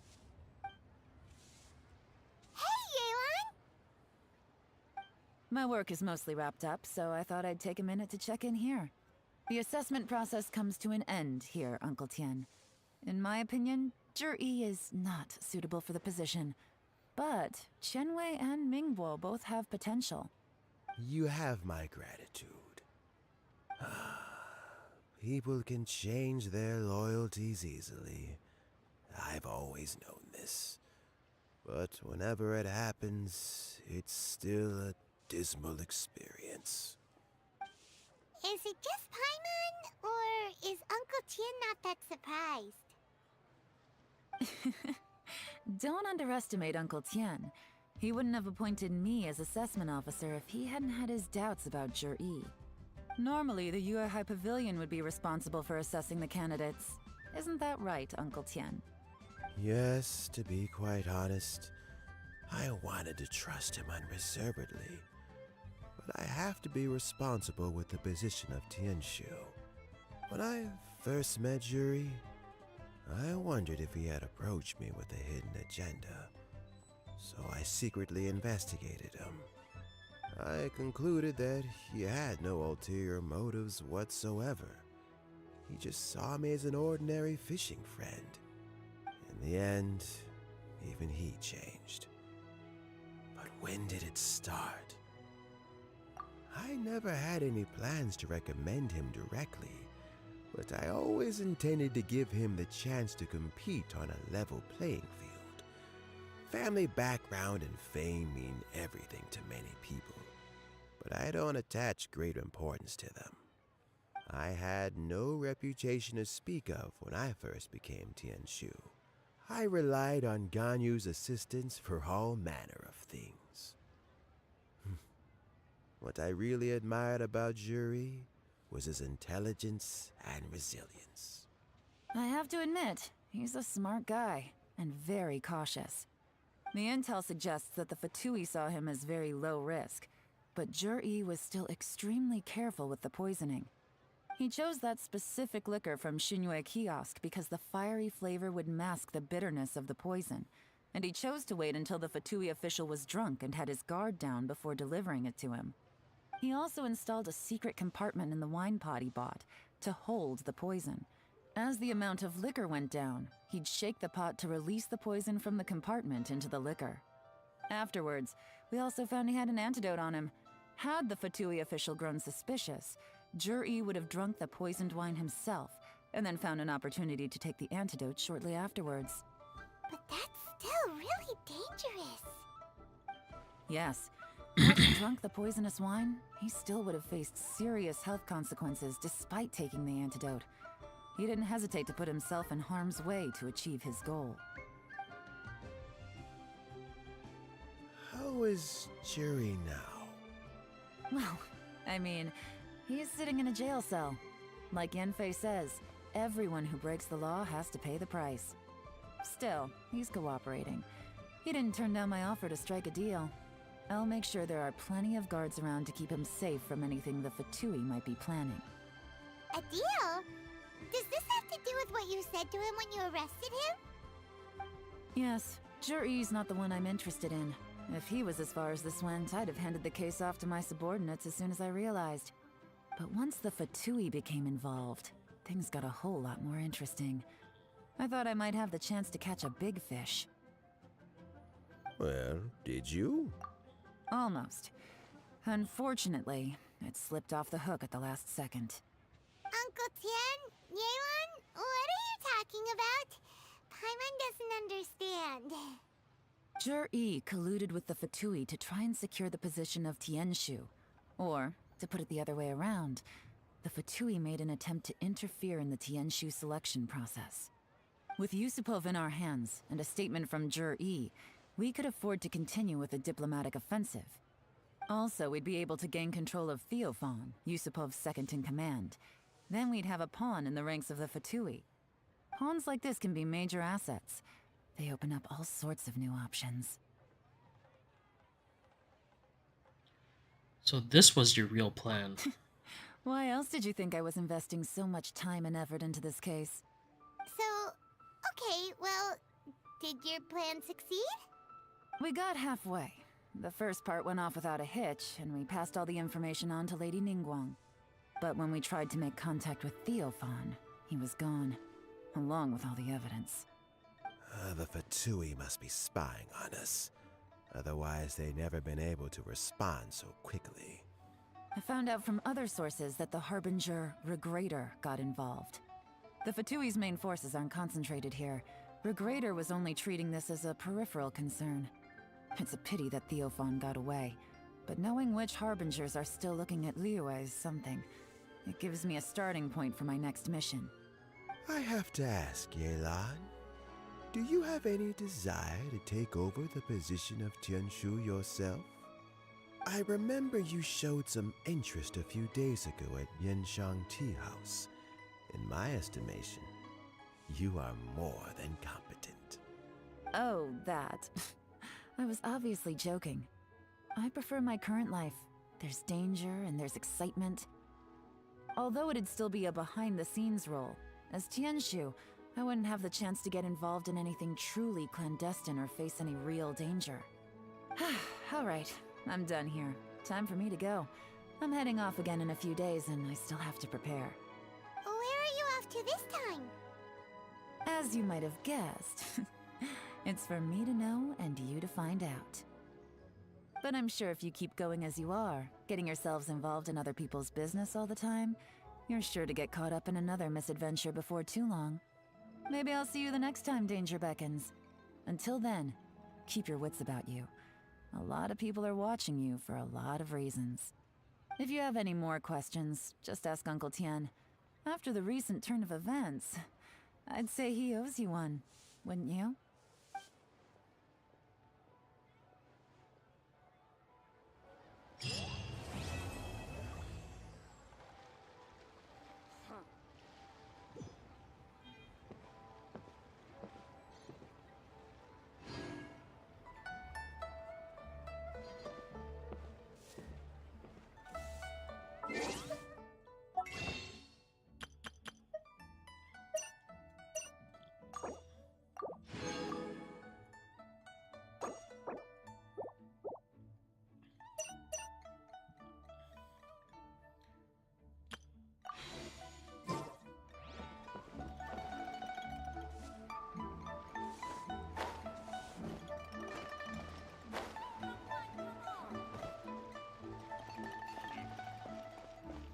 Hmm.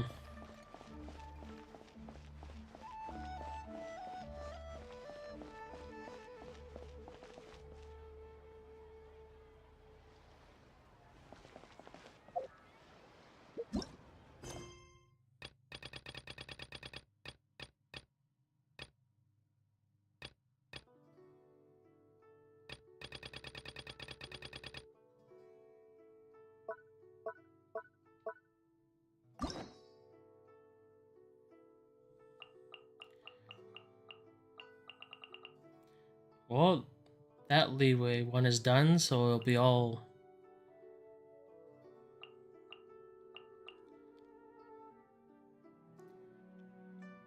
four quests toward Sumeru. That's nice. Then I'll have Fontaine stuff to look up too. That'd be nice when we get there.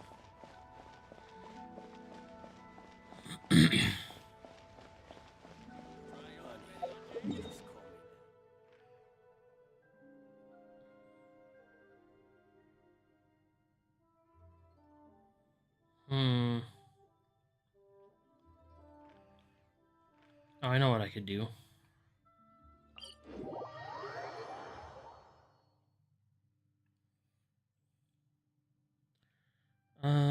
Let me check the map real quick.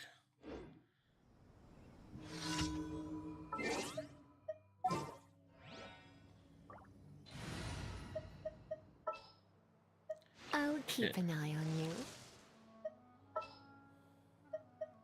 I'll scout ahead.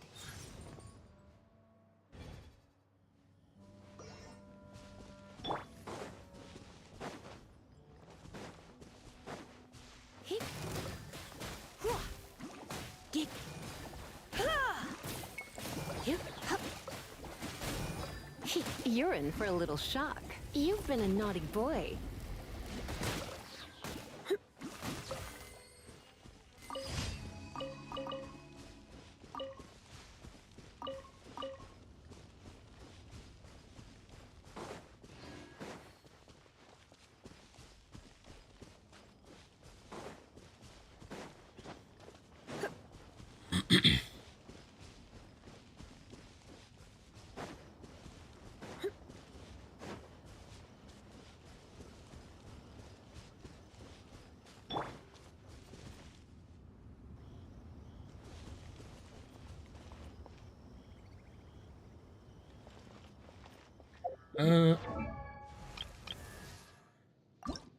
What would I need now? Oh, I just need resources. That's about it.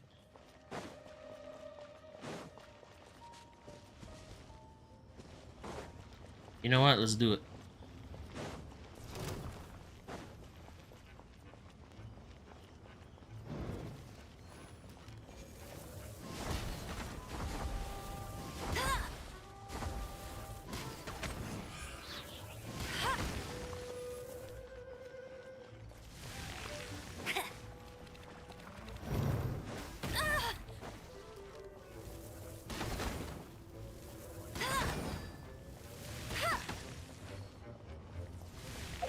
I'll race you there.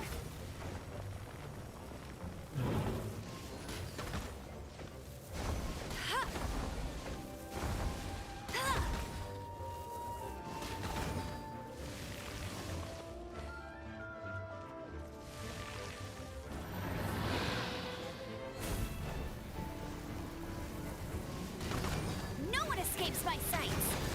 Go, go, Baron Bunny.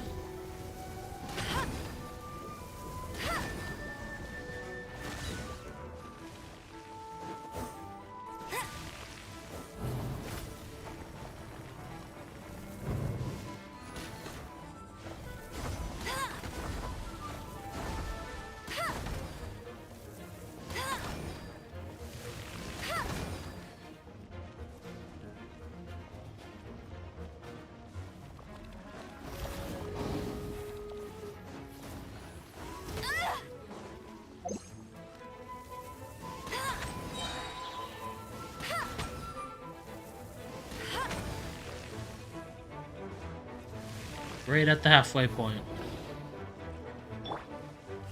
Ha!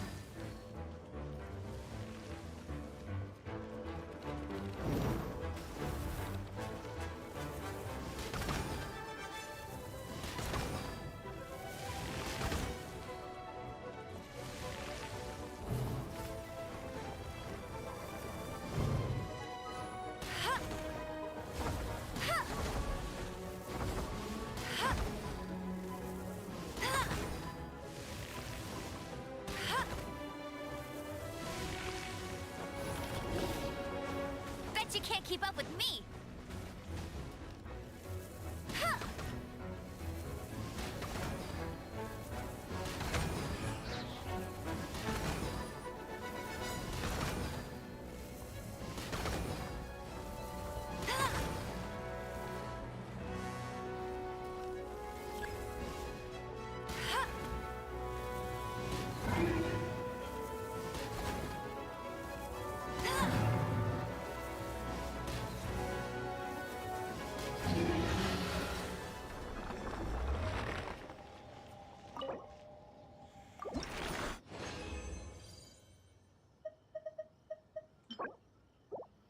Okay, I have more than enough now.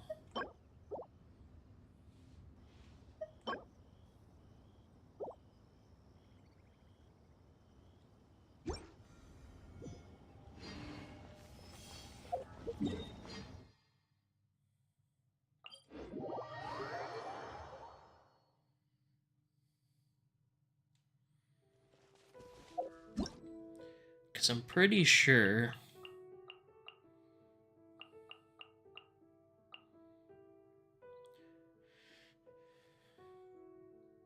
AoE pyro damage. So yeah, I won't be able to use electricity against that flower. Or any pyro, for that matter, because it would do nothing to them.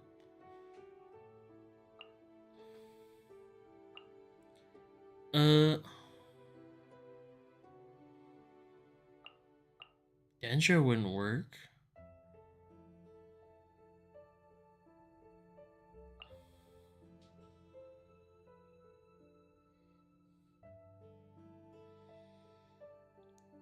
That would work.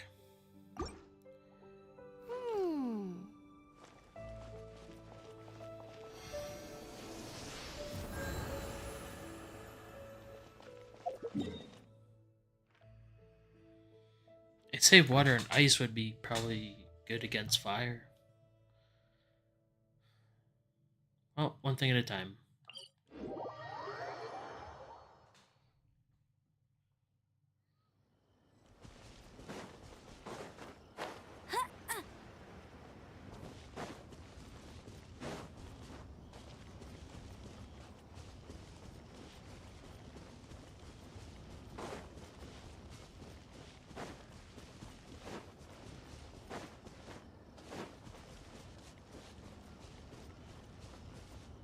Oh, would you look at that? Alrighty. So.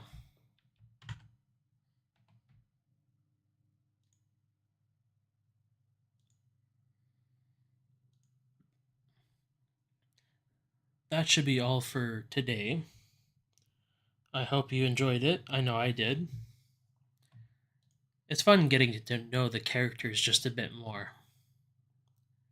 On a more personal level.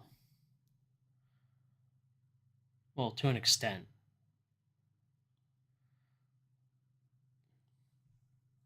But anyways, I shall catch you all later. So until